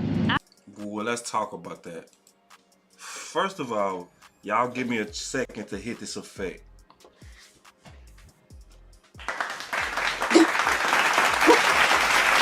You're so extra. I am. But you deserved it on that one. Like, for real. Very good perspective. And now we got to dig into the details on that. So you talked about the right side. So you talked about the right side. Man. Yeah, let's go. I'm going to let you go ahead. Oh, no, I'm sorry. I didn't know you was. I thought you was. No. I just want to hear. I want you to elaborate deeper because you talked about the right side, but you raised a hell of a point on that massive pass rush. It's gonna make that offensive line better, but like the notes, the boy. I had to go to the specific. Nah, I mean this defensive line is so deep that you got guys like Tyrus Wheat, Isaiah Land, Junior Fayoko, Durrell Johnson. Like, you got guys that when I know Tuck know, like when some of these guys was picked up, we was hype. I know Isaiah Land is your guy. Man, we don't even get to see them that much because you got guy after guy after guy after guy, and then Osa's not getting enough love out here in these streets because he looks like a monster himself. So I really think when you talk about depth, a lot of people talk about it, but I know for an offensive lineman, if a guy gets subbed out, I'm like, all right. Like if the dude is dominant and he gets subbed out, you're like, okay, I can kind of catch my breath. You don't get that with the Cowboys. Every guy can come in here and give you issues. And I think that's important moving forward when you start getting into the playoffs and later into the season. When you need guys to make a play, when you in that fourth quarter, you want guys to you want their legs to be fresh. Yeah. And this defensive line, their legs should be fresh because they have enough gentlemen to put in place to still make plays and there not be a big drop off. But as far as the offensive line, I do think that when Tyron and Tyler have been in, if it's not Micah, that there's been some successful play over there. Tuck, you can confirm that because obviously you've been there. You can confirm or not confirm that because you've been there. But the right side is obviously with no Zach Martin is where a lot of the movement's being done. Terrence is going in and out, and those dudes are getting. I mean, they're getting their work cut out for them. And whereas I do think it can make them better, I'm still like, what do you feel like as an offensive lineman that's trying to grow and trying to get better, but you are literally going up against some of the best, man. Like, and so I think it's a good thing, but at the same time, a part of me, like we were talking about earlier, is like, hey y'all, we need to run some plays, like hey y'all, Right. like I know we know that you guys can get to the quarterback really fast, but hey, we just want to play offense. So We need to run some plays. so no. So yeah, like that's just my thoughts on the defensive line. I think this is definitely one of the best that maybe I've seen in my lifetime. I don't know about y'all. Y'all most of y'all a little older than me. Let me ask you a specific question to you and Tuck. What is Matt Lewesko looking like? What is Josh Ball? Oh, Wally? Yeah. What you got, Tuck? You there? I ain't there. Go, Tuck. Yeah. So I'll say this. So yesterday at camp, Matt Lewesko started at right tackle. You had Chima Udogo. This is for team drills. Chima at left tackle. You had Matt at right, alongside Josh Ball. Matt was decent enough at the right tackle spot. Josh Ball, question mark. We saw Chima, question mark. But I wasn't too concerned about Matt at right tackle because I specifically watched Matt because he was sick and missed Monday's practice. I wanted to specifically see him. I sat there and watched him for a little bit, and he wasn't bad. Granted, he got pushed back a little bit.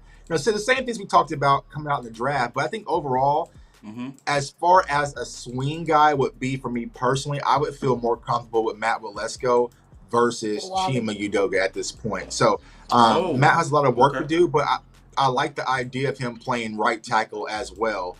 So he's got those reps in.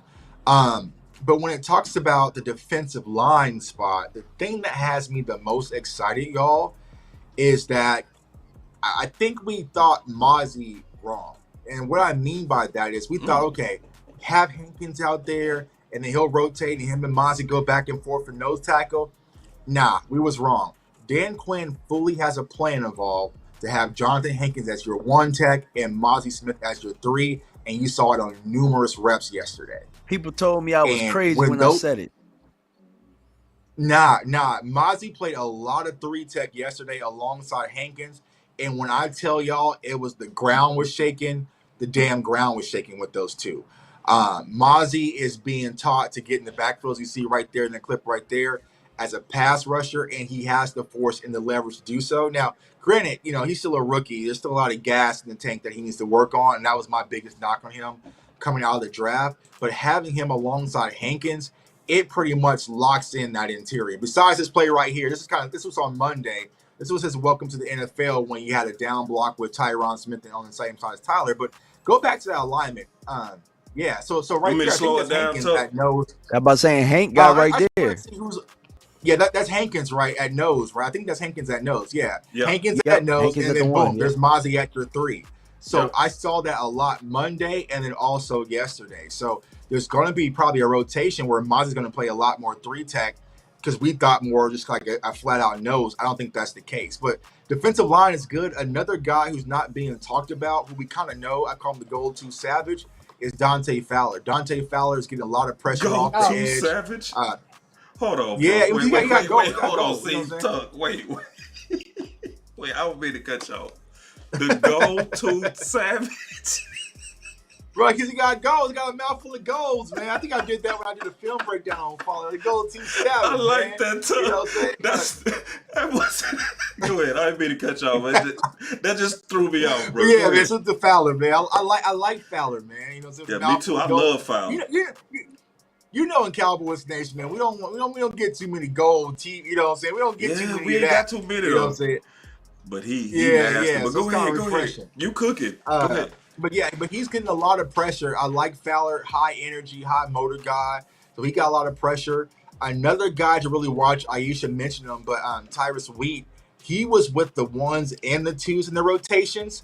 But also Junior Fiocco got a lot of reps early on as well off the edge too. That might be because of the Sam Williams injury, and also Dorrance Armstrong is out of practice. But Tyrus Wheat and also Junior Fiocco got a lot of reps off the edge. But defensive line is playing outstanding. Bohanna had a good day of practice yesterday, so he's not to be forgotten. Y'all know I'm the leader of the Chauncey Golston gang. Chauncey looks good. Love Osa Chauncey. looks good. So it's going to be more the conversation about, Neville possibly. I think they're going to keep Bohanna just for the size. But it's going to be interesting to see how they dissect the defensive line. But I think as of right now, I have no questions or concern about our defensive front. There's a lot of wood we can toss in the fire, and those guys are revved up, and it's coming at you nonstop. So, yeah. So let me throw this out here. Iisha Tuck. A lot of us was concerned going into camp about left guard. A lot of us was concerned about running back 2. From the reports, I feel better about left guard. And from the reports, I feel better about running back 2. So, but for the people that's getting the information, like Iisha, and the people that's out there like J Tuck. Because see, this is the thing about Iisha that she has access to. Hold on, we got Dante Fowler Sr. in the building. What's up? We ain't talked in a while. Good to see you, sir. Real quick, always good to see you. He's a coach. Yeah, it's Pop. Yeah, he cool, very good people. Coach Fowler, he coach Yes, defense. thank you. I'm sorry to interrupt you, but No, yes, I was gonna say that. Dante did say, I was gonna tell you that, like, he did say that he's feeling better. Like, he's feeling better. I know that he was dealing with something with his knees, and so he told me in the off season that he feels whatever he got, taken care of, he feels a lot better, and he said it's gonna show in his play. He showed last year. So yeah, I mean that, and that's. And I know what you mean. I know what you mean. I know you weren't saying he didn't. I just like Fowler, man. I just love him. No, yeah. I love Fowler, man. Yeah, nice. Savage. Yeah, he's a savage. I love that. But go ahead, Iisha. You was cooking. You had some more on that? No. You were talking about the guard spot and the running back 2 spot. Man, listen, when it comes to the running back room, a lot of people I've been seeing have like this panic of like, especially with the Rojo thing. And and honestly, this is my thing, right? Mm-hmm. There's so many teams that are winning with the running back committee thing. Why the hell can't we? Why can't we? Why are we the team that has to have like, oh no, this is the lead back? Like, why does everybody have this mentality?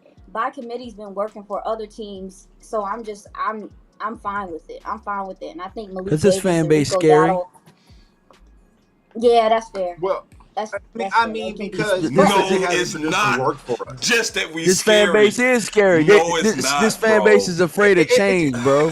This fan base is afraid of change and they like tradition. DMZ, what's he do to you, bro? What did he do? I mean, you mean it hasn't worked? You said it hasn't worked for us, Tuck? It hasn't worked for us. We tried it, and then we had to go right back in to Zeke. When committed to it for real? He got a point. Committed to it for in 2015. We had Alfred Morris and Darren McFadden and Joe Randall. We tried to go for it after DeMarco Murray. We did. Said, that ain't working. And we went. It didn't work because we had Matt Castle and Wistain playing quarterback. That's why it didn't work. Okay, let me ask you a question, DMV. You know what I'm saying? Yeah. And then let's be honest. Young Zeke or that committee? Young Zeke. All right. Easy. Yeah, Young Zeke. All right. But we don't got Young Zeke right now. So, we ain't got that. Like, you know what I'm saying? No. But see, this is the deal. I'm going to be honest on why I'm worried. I'm not going to cap. I'm being all the way in 12 touchdowns. That's a Oh, Iisha, you ain't gonna do you point like that. You not gonna wave me off. You not gonna give me the old cliff wave. No, you not. No, I mean, I think it matters, but you gotta, like I said, like with all due respect, we saw Philly being 4th and 2, 3rd and 2 all the freaking time, and but they had the Miles best Sanders offensive was line. back. I feel that. I get that. Cool. Okay. Whatever. But I do think that we as a collective, we really think too hard about this position at this point. And another thing too, when you talk about the West Coast system, I mean, Mike McCarthy uses multiple running backs. That's what he used to do. So I'm like, I also feel like we can use guys based off the matchup. what the matchup needs, what the matchup calls for. If Yep. these guys suck tackling in space, put Deuce out there and let his ass rumble. You know what I'm saying? Like I think that it should be the choice of which running backs are gonna get the touches. Like there were plenty of times last year where we said this should be a Tony week because they suck at tackling Agreed. on the edges. Yeah. Yeah. So I'm like, Yeah. where I'm at with the running back room is I just don't understand why so many other teams that are successful can do it by committee, but we're all tight every time somebody talk about it. It's weird to me. No. It's because our systems weren't conducive to it, though. No, I don't even It think is it's now. just that. I think when you look at the history of the Dallas Cowboys, we had so much success based on the running game. You know what I mean? Like, True. so the 90s was, Emmett was the key to all that. And then our best seasons, even recently, 2014, running game. 2016, running game. So it's like, it's a lot of history. So y'all take it easy on us. Because, see, I see DMV and Iisha, y'all beating us up. Y'all beating us up. No, that's what I was saying, like tradition. We the run ball No, I was crew. saying we're afraid of getting away from tradition and kind of going where the game is going. You know But what why I'm saying? do we Like, gotta go with tradition? Why can't we just do what we do well? But let me just say this. Because we starting to get into like, kind of like, same question that I asked about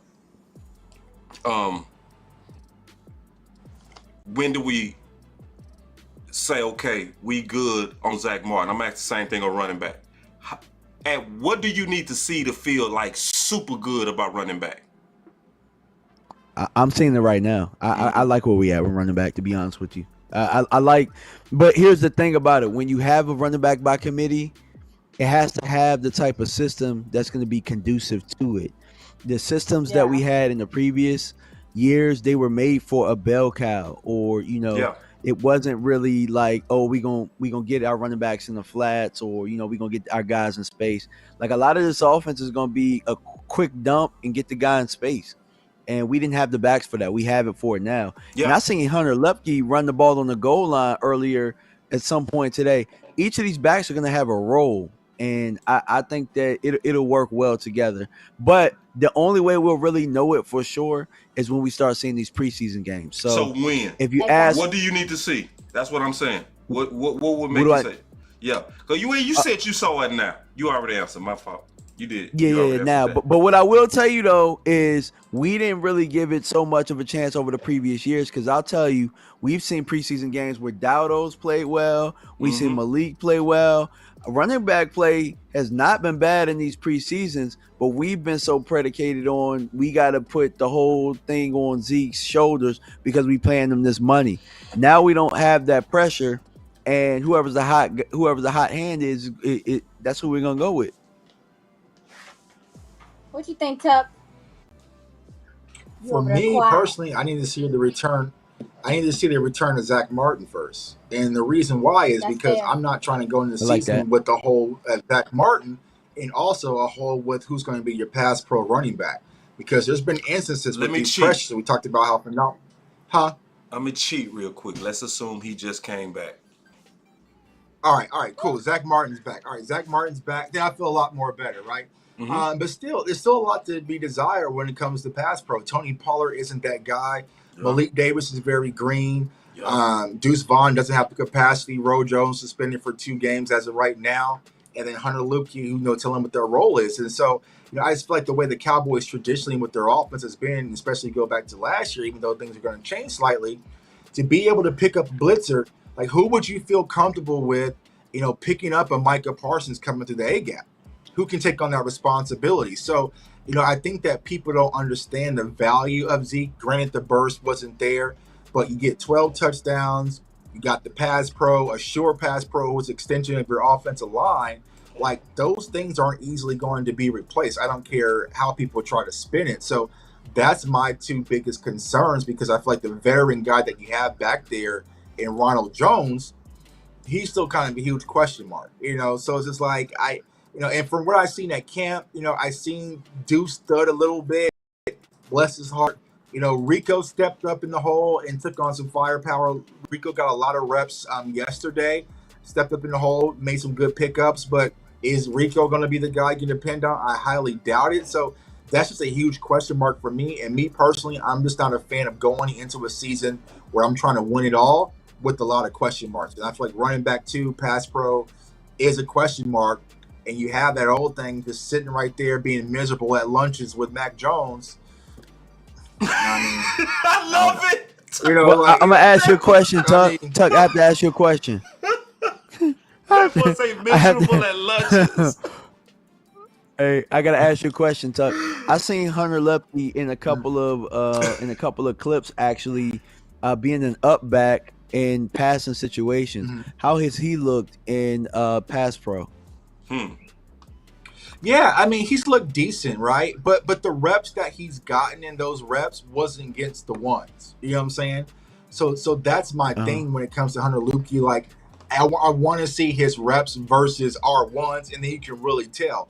And so I feel like, and I've been trying to tell my viewers this when it comes to Hunter Lukey, we'll see the real value and appreciation of him more than likely, like, as we get through training camp and get into preseason. Yeah. Because I feel like Mike McCarthy, because there really hasn't been a lot of 2-back sets, to be honest with you. So I feel like they're keeping some of those things close to the chest. But Hunter's a big boy, y'all. Like, he looks like a tight end. Like, he's taller than I expected. Like, he's tall, he's built, you know, wide frame. He did a lot of good things in receiving the ball as well. In those reps. So they definitely got a plan for him. I don't think they fully have unleashed what they're going to do with Hunter. But like I said, it's just like, I just don't know. You know what I'm saying? It's different thuds versus your own teammates, thuds versus the threes versus live action, bullets flying, you know what I'm saying? Shifting motions, you know, a lot of different things going on where you have to communicate and really be an extension of your offensive line. And when it came to Ezekiel Elliott, a lot of people talked about this. He was like extension with the offensive line. He was always in the offensive line film room. He was. You know what I'm saying? He was knew the picking up on protections. you know, so he knew the protections. And so that's a very important piece to your Super. offense. Even though this West Coast is going to be a The whole lot quarterback quicker, rooms too. you know, you still got to have a guy back there that can thud a little bit with these NFL linebackers. And a lot of the guys that we have is either they're very green or they're just too light to take on that capacity. So, you know, but I feel like the Cowboys, what they're going to do is, long story short, they're going to go into camp, go through preseason, watch for a few games, sit back, analyze. And if they say, nah, I ain't got it, they're going to call that old thing back. I love it. Ooh, Tuck. Hey, man, I got to hit a button for you. Come on. Perfect. Boy, that ball was Look to cooking. Landon Evans for the super chat, man. Just showing love. Appreciate you, bro. Appreciate the super We gonna chat. take those super chats too. But Okay, cool. Man, I think Zeke put us over the top, but the way that I think we should go over is let's, like you said, Tuck, let's watch these guys for at least 2 preseason games. Then let's just do some side by side, because I believe Zeke, especially with what it looks like we gonna have a, hold on real quick. I gotta take an abrupt stop because something is way out of order and we gotta fix this real quick. It's something that's, it's order in the court. Order in the court. Not no So AI. Alan Walker said, okay. Get them lights up. Hold on real quick. And this is a Philly fan, y'all. Oh wow. Cowboy Nation, listen, y'all. Alan Walker's a Philly fan who is lecturing to us about not having enough lights. Come on. Right.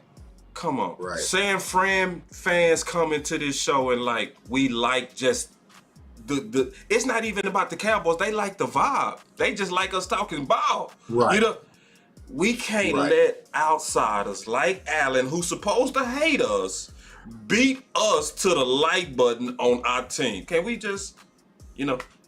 But I do understand, and I say the same thing, everything. I know what happened with a lot of y'all. Just being honest, this panel is cooking.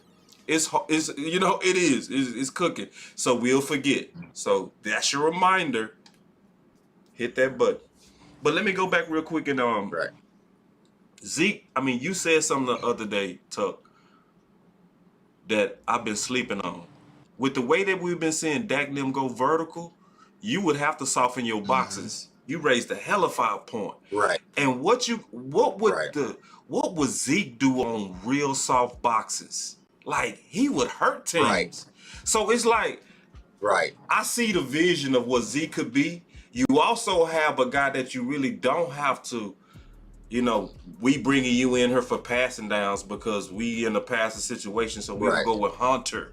You don't know what you're doing with Zeke back there. You can run the ball. He can come up and block. That's what a 3-down back was, you know? So, but I do want to see about 2 games. And I think everybody should get their cups out, measure the Kool-Aid, and then drink. And I mean it. Just like I said, get your cups out after you see it, measure it, and then drink. It's a big thing for Boss Cowboy to actually say publicly that he drunk Kool-Aid. Listen, I do not drink Kool-Aid without first measuring. So my measurement is going to be after preseason game 2. That's going to be my final measurement on this matter. So I like that. I like that. Is I like that fair, DMV? Am I being fair on that, big dog? Yeah, and I wanted to let y'all know, like, when I say I'm good right now, it means like I wanna see what these guys can do without that pressure or without that looming over them. Yes. Like Tony Pollard does deserve the opportunity to be the lead guy without Zeke being here. You know what I'm saying? So I'm okay right now with where we are. If it don't look good, you know what I'm saying? Call the whole thing back, like Tuck said. Yeah. So we go wait and see. Yeah, I want to say also too, during minicamp, when we did our when Mike McCarthy did his presser, I didn't see anybody really mention it, but I was like, oh, that sounds important. He said that the running back room has been obsessing about pass pro, like it's something that they've been studying. So I'm since you guys brought it up, I'm gonna try to find out if they have been working with the offensive line coaching at all, what's going on there. But as far as the pass pro thing, I said it before, I'll say it again, I really do think, to your point, Tuck, Hunter Lipke is very green. So I think the emphasis with him, the physicality part of the game he got. So I think really what it is going to be is getting him up to speed. Yeah, to be getting him up to speed with the protections. But I definitely feel like the little bit I saw from him at minicamp, his awareness is good. And this is when I was there when he was running with the ones, and the awareness was there. And so again, I do think wholeheartedly that we might look at the end of the season and that might be the guy that is the pass pro guy and that is back there, because he do got some pop and some viciousness to him. And like you said, Tuck, he has the size and he ain't scared. He's not. Yeah. So I'm looking for him. He's looking to punish. Yeah, he's not scared at all. He's not afraid to thump people. And even though they weren't in pads or they weren't in nothing, you could see that he has that aggression to want to do it. Because a lot of it, too, we talked about it. It's a lot of great running backs. Not a lot of them want to be active in pass pro. But because he has that fullback, some of that versatility at tight end, he understands how to feel, and he has awareness. So I hope that they get him up to speed with the playbook and the calls, because I do think that he could be a surefire guy because he has the size and the strength to deal with some of these guys, even if it's just chipping. Love it. Hey, can we tag team these super chats real quick and then get into the final word? Yeah. All right. So real quick, go ahead, Tuck. You have one? Oh, I just got mine. My guy Landon Evans for super chat that says show love to the content.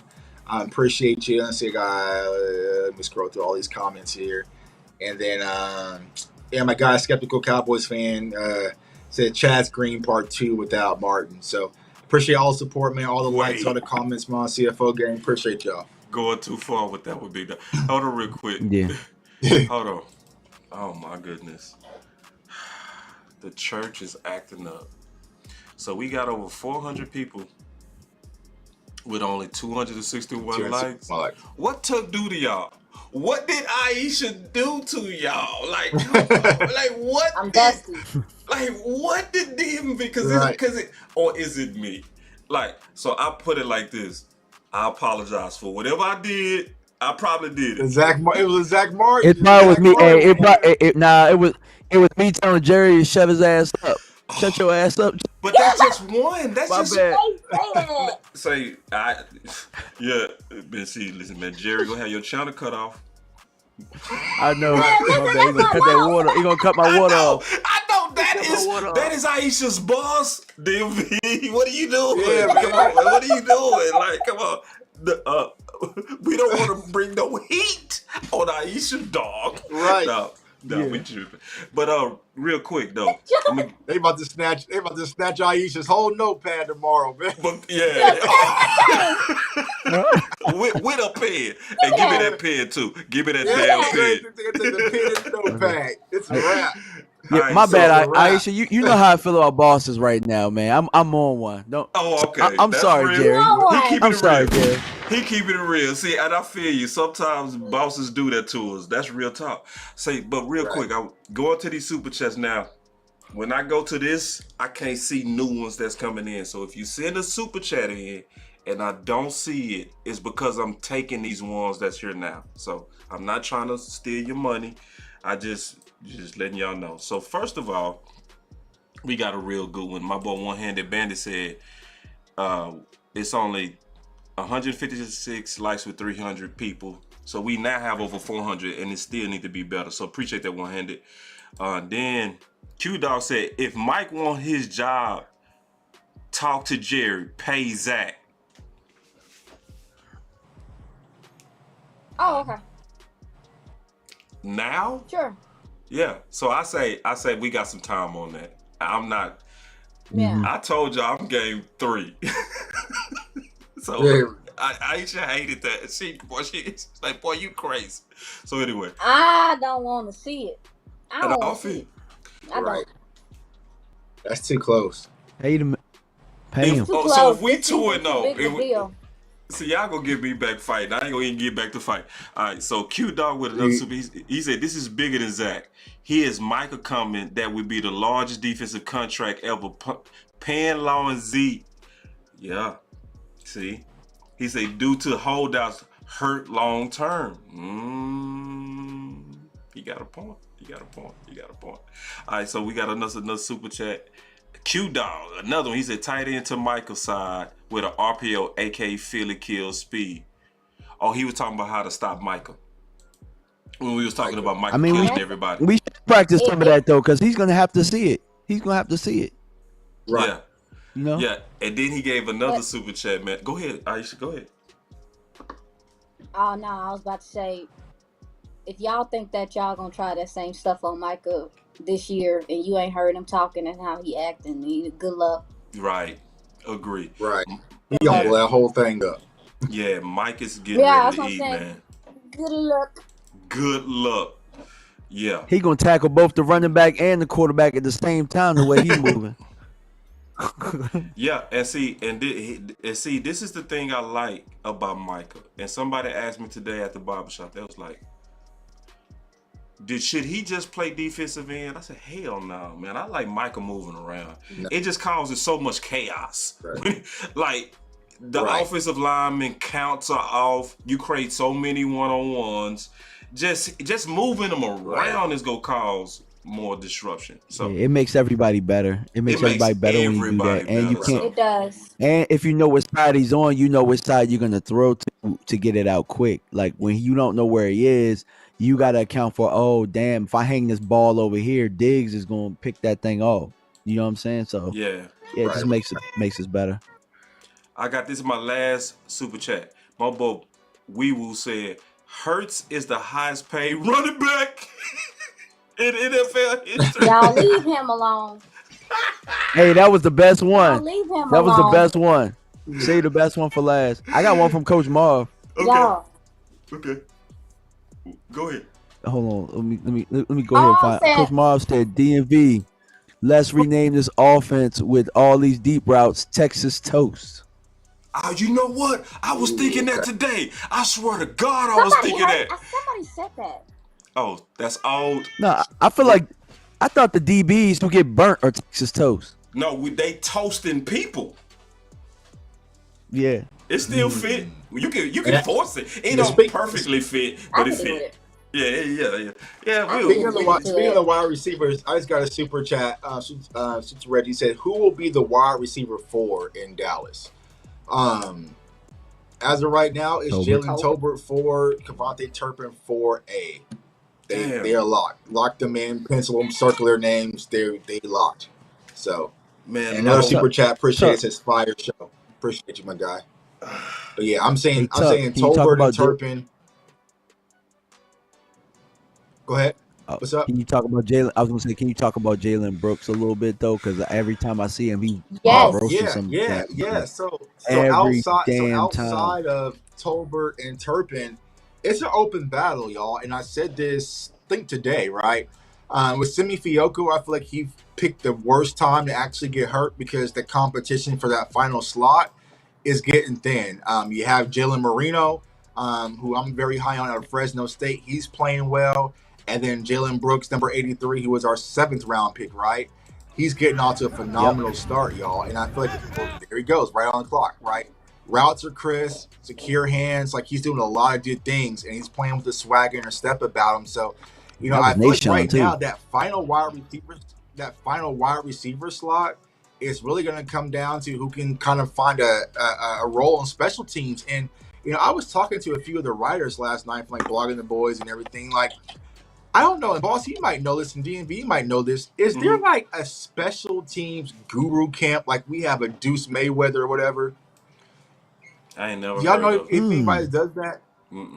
Because I'm thinking if No, I'm an but- agent and I have a guy who's on the cusp as like a 6th or 7th round guy, I'm training you to how to do special teams. A lot of these guys, they probably never played special teams ever in their life before. I know a guy, but he doesn't advertise it like that though. I do know a guy. Okay. Oh yeah.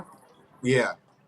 And Jalen Yeah, because is I was Jalen, watching that's actually special teams rep, and I was watching special teams reps yesterday, and like Hunter Lupke was doing it, right? And he was very unnatural, you know, kind of doing it until Bones just told him to go down there and just blow stuff up. And we did that, like, you know what I'm saying? So it's like, I don't think a lot of these guys on the cusp have been coached to do special teams, depending on what's their slot, but that's going to be your easiest key to get on the NFL roster, right? So, you know, I feel like when it comes to Simi, Jalen Croper, Jalen Brooks, and also Dennis Houston had a decent day yesterday.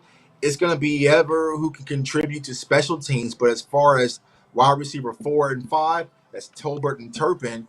And now it's going to be open range because, you know, honestly, it's been day to day. And honestly, if you look at Croper and Brooks, Simi hasn't had quite the day yet compared to those two. So it'll be interesting to see how the Cowboys handle it. But that's a 7th round pick and an undrafted guy versus what Simi was a 5th round pick, 4th round pick, something like that. Compared to that, but that spot's going to be open for competition. And right now, I really don't know who got the lead. Well, I would like to say that on the draft show when we talked to Jalen Brooks, he is a special team specialist. Like he's played special teams, and that's actually where he thrives. And he talked about that. Like he's willing to do it. He's not. So to your point, that was one of the things. Like if you go scout him, if you go look up some of the stuff about him, that was one of the reasons why I think they even picked him because he has when we talked to him on the phone. If you guys have time to go back and listen to his audio. His special teams, he's a specialist.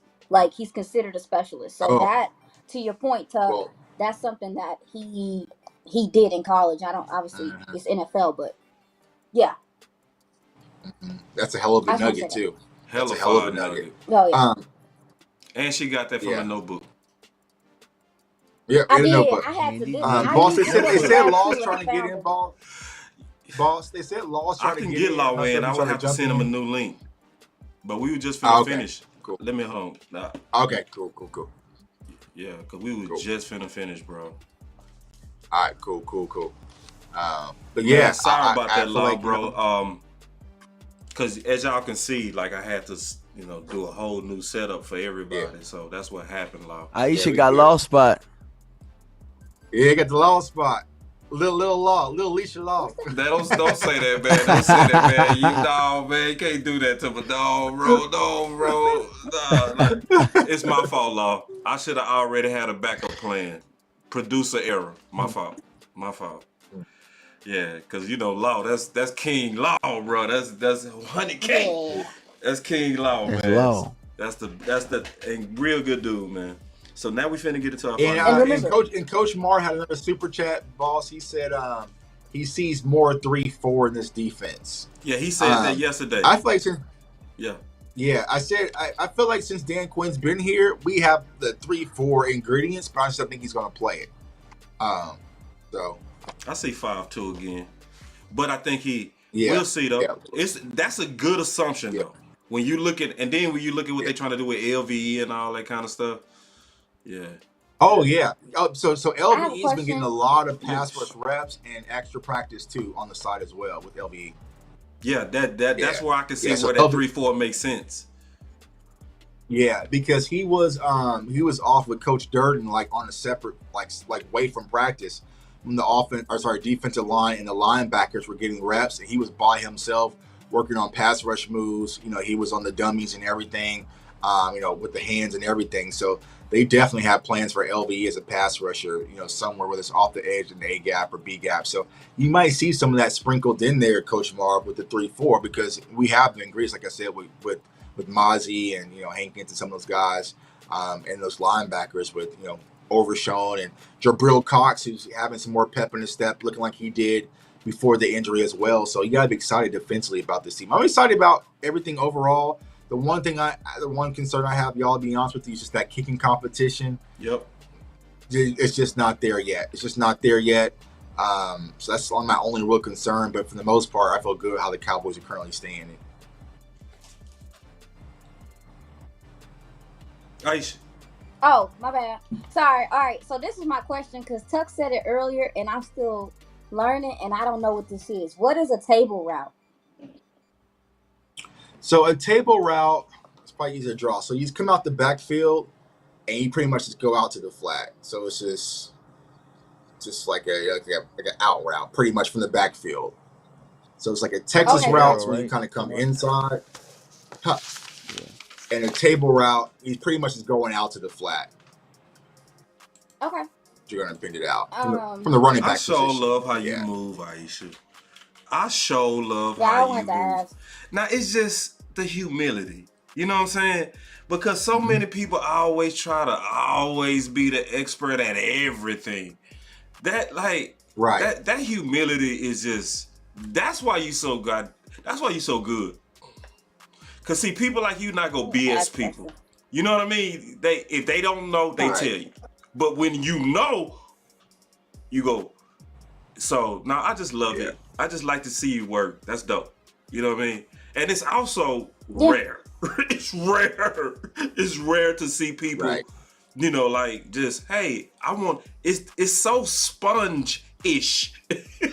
so I'm trying to learn. Yeah. Baby. That's for everybody. Baby.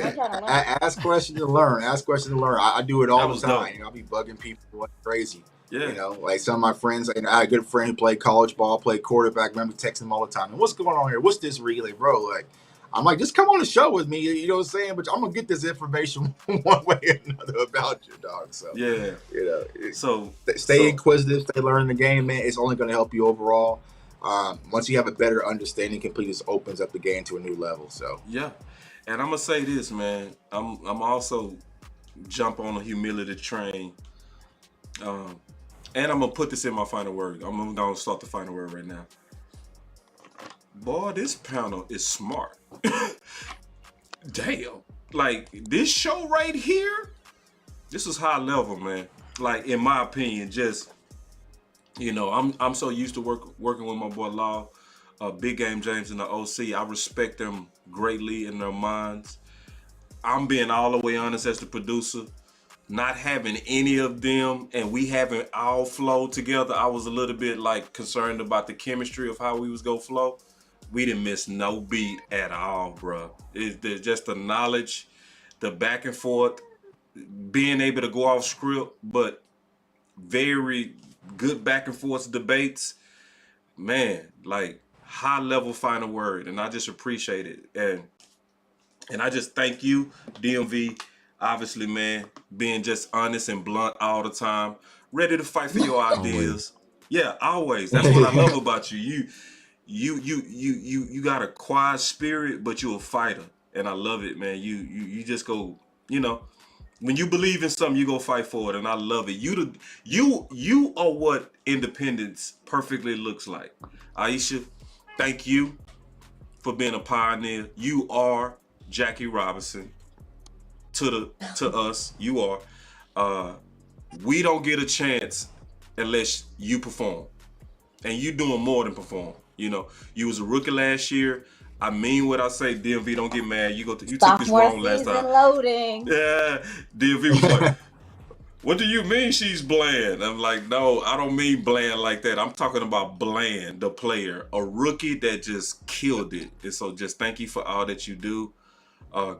Good luck, and we will have you back when we can. Thank you for blessing us with your knowledge and just going from a fire show this morning to a fire show this evening and just spreading the knowledge to the community, man. Greatly appreciate you. Greatly.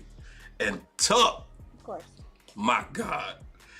I ain't gonna even lie. Tuck lost me a couple of times today. Tuck was so over, man. He was talking so many concepts. I'm like, I'm gonna have to call him in private.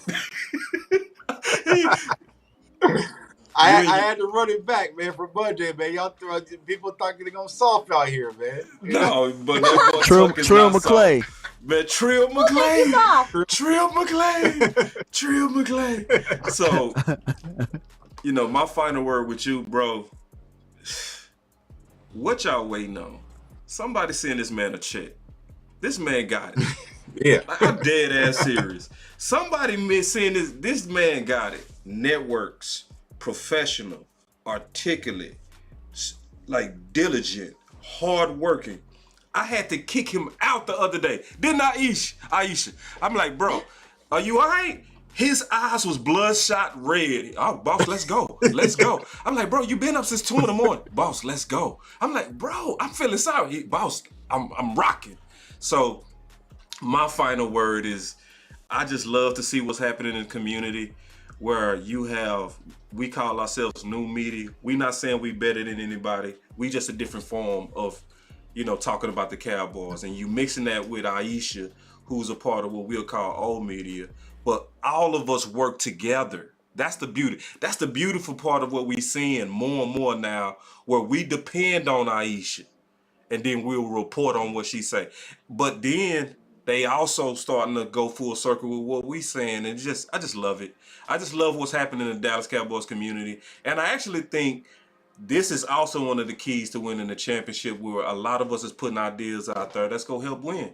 So my final word is, man, shout out to everybody that's out there working. And lastly, this is my last shout out. Shout out to all the supporters. I got a shirt from one of my homies. He bought this for me. Yeah.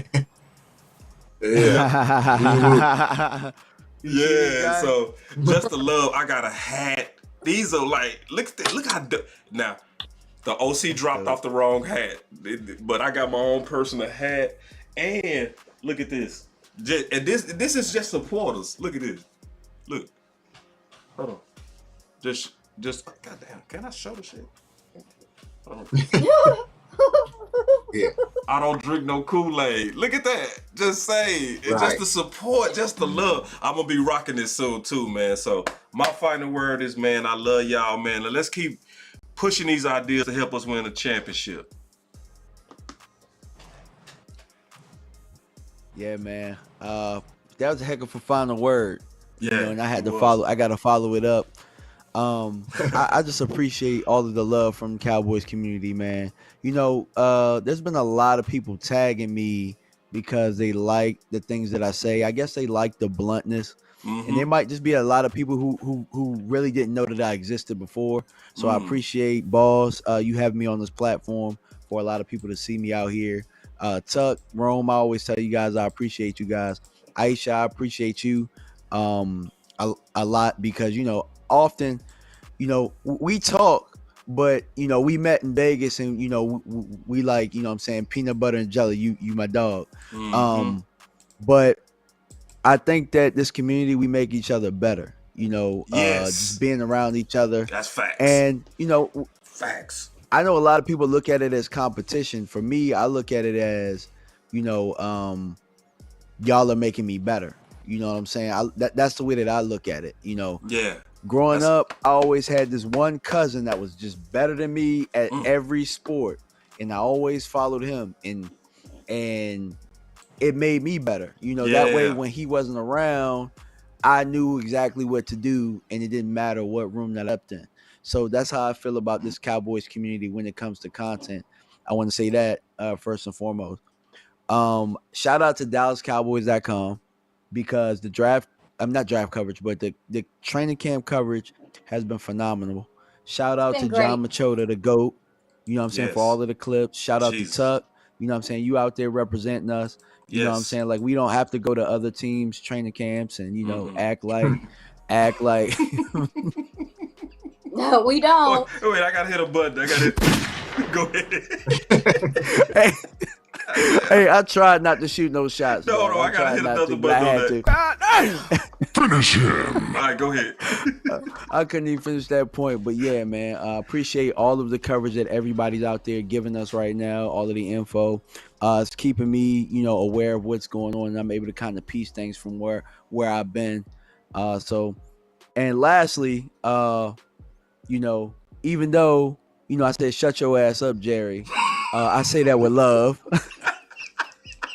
Ain't no way to say that with love, dog. No, look. That's how some of me and my closest friends talk. You know what I'm saying? Like, hell, I had one of my homeboys tell me shut my ass up this morning talking about the Cowboys because I said Micah Parsons is on another level and they want to hear it. So, you know what I'm saying? Like, when I say shut your ass up, I say it with love. You know what I'm saying? But you tried, bro. You tried, bro. Yeah, you tried to clean it up. You tried, but nah, we appreciate the friend. Good attempt, though. Good attempt. Yeah. Super chat from Coach Boss. He said, "Boss, I want a hat. Come on, boss. Hey, this was a gift, Coach. Like, I didn't buy that. So, yeah. Whoever made these hats, man. Listen, I tell you what, y'all need to let us know who made these hats so we can push it. You know what I mean? We can push these out there because obviously people love these hats.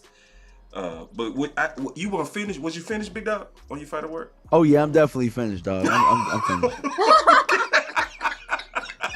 Before I put my foot in my mouth and tell somebody else shut their ass up. Hold on, real quick before you go to Patrice is the one. That's right. Yes, Patrice. Hold on, real quick. For those who want them hats, hit up Patrice.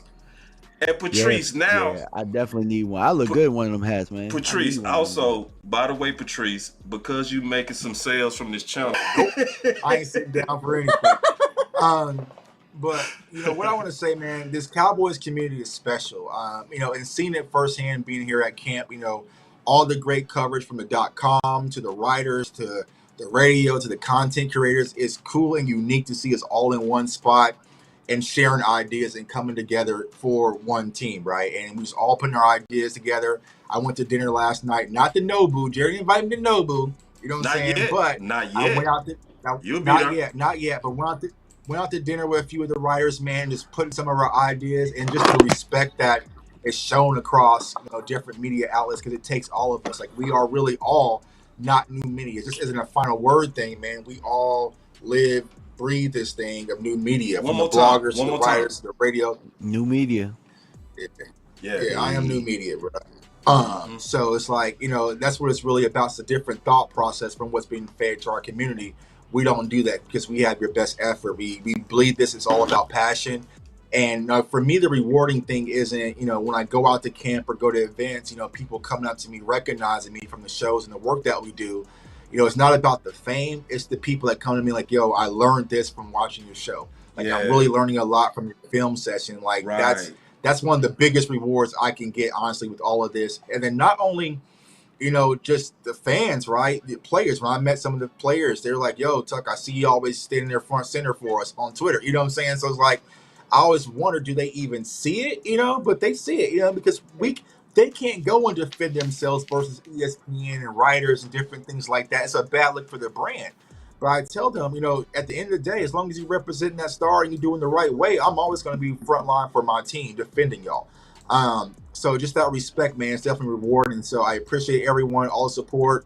Thanks again for everyone watching across all the channels for giving us a platform, because without y'all, there is no us. So thank you guys. And we're going to continue to provide y'all content. I'll be out there at camp tomorrow, watching my eyes, covering the team, and doing what we do best. So I appreciate all of you. Sis, Iisha, I'm super proud of you. All of you, boss man, proud of you. DMV, everybody, Rome.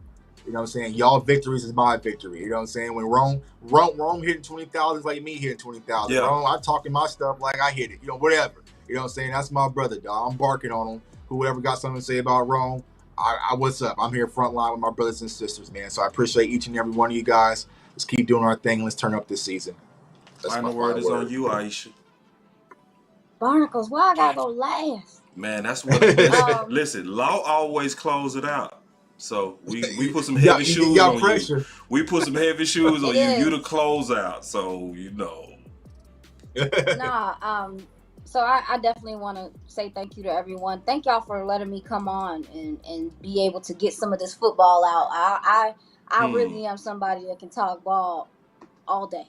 Yeah. And so to get the opportunity to come and spend time with you guys and to pour into your people, I do think that our community is one of the best, if not the best. And that's why you have people from other teams trying to use our content, because we do have a lot of versatility within our content creators. And so I also want to say, thank you to all the women, all the ladies out there are trying to, there's a lot of women that are really wanting to be more involved in this game. And I want y'all to know, if you're in the chat, don't be afraid to ask me questions. Don't be afraid to come to me. I'm still learning.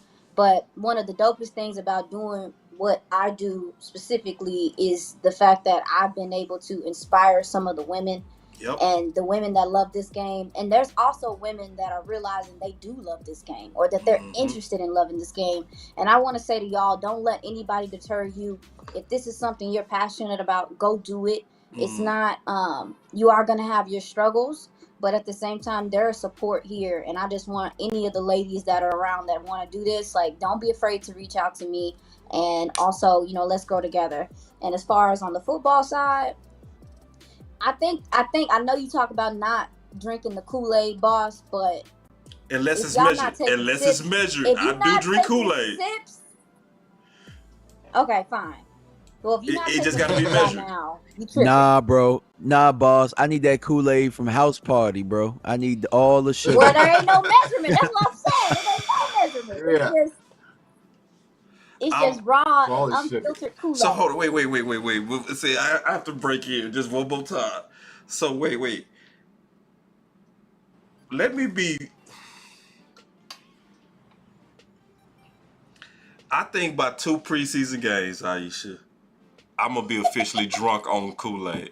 Cause see, I'm right, Iisha. Before you finish your final word, I'm right there at guaranteeing a Super Bowl. I'm right here. See, that's my level of Kool-Aid. Are you ready for that? Are you really ready for that level of Kool-Aid? I just want to know. And I'm going to put my money on it, too. I'll tell you my level. I'm already booked for Vegas. Wait, let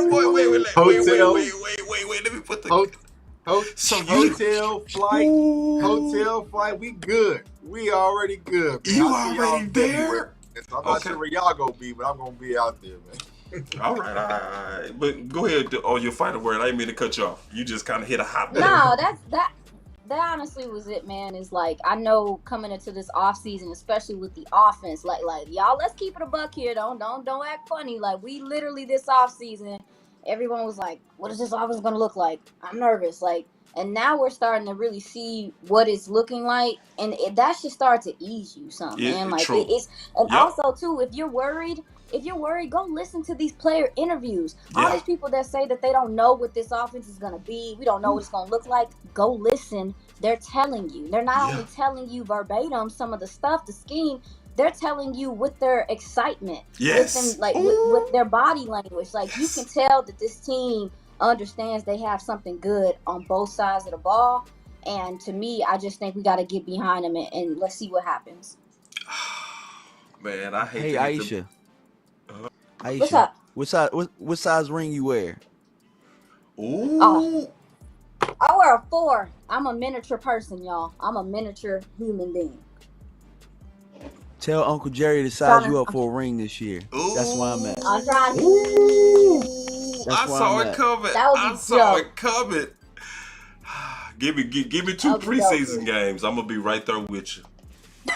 Tell them size me up too.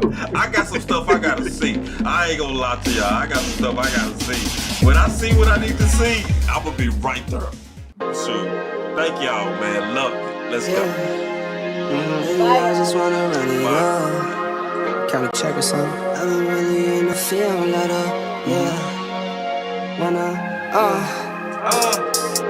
I've been really in the field, lot of rush, I love the feel. Lately, I just wanna run it up. Don't need no deals, I make the deal. Have to take it to. And if it was up to me, if it was up to little old me to make a pick, it would probably go a little something like this. And with the 17th pick of the 2020 Dallas Cowboys NFL Draft, the Dallas Cowboys select CeeDee Lamb. Let's go.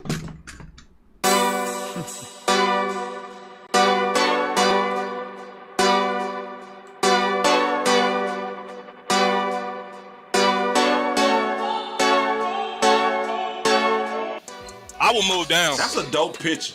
The smart thing would be to move down, but the Cowboys historically don't. Boss could be a trade down here with Justin. That's it. We got to trade. We got to trade. BossCowboySports and the OC We gotta and Scott trade. Walker. I said this the place to move We were down. just sitting here talking Now, Justin listen, Fields. I said it loud Oh and my clear. This God, is the place to to the move Eagles. down. Go hard, or go home. Go hard, or go home. Go hard, or go home. Go hard, or go home. Touchdown like the end zone. When the circle turn to my home, can't get me out of my zone. Go hard, or go home. Go hard. I love Parsons as a rush defensive end, right? If you draft him and you put him on the end, turn him into another DeMarcus Ware. Let him rush the quarterback, get upfield, and create damage to the other opposing offense. We got the look, pick. man, here it is. We got the pick. Yeah, this gotta be Parsons. Like, Parsons the best player available. Go home. Let's go. Yeah, these championship rings on my hands now. In my head, I'm top 10, yeah, that's hands down. You a squad, now you're looking man down. Funny how foes turn to friends now. Hey. The Cowboys just selected Jake Ferguson with pick 129. Hey, I'm good. I love the pick. I love the player. I know that a lot of people will say that this is probably a reach. This is about where I had Jake Ferguson. Really solid player from Wisconsin. He can do all of it. He can block. He can run routes. He can actually make people miss in the open field. Of a race car like a target, I'm caught filling up. I need product again. Treat the business like a playground, might slide on you. Don't even wrong, might slide on you. Do a backflip, cause I'm mad rich. I'm the definition of what that is. Go hard. Let's go. Go home. Go hard. Let's go. Go home. Go hard. Let's go. Go home. Go hard. Go home. Touchdown like the end zone. When the circle turn to my home, can't get me out of my zone. Go hard. Go home. Go hard.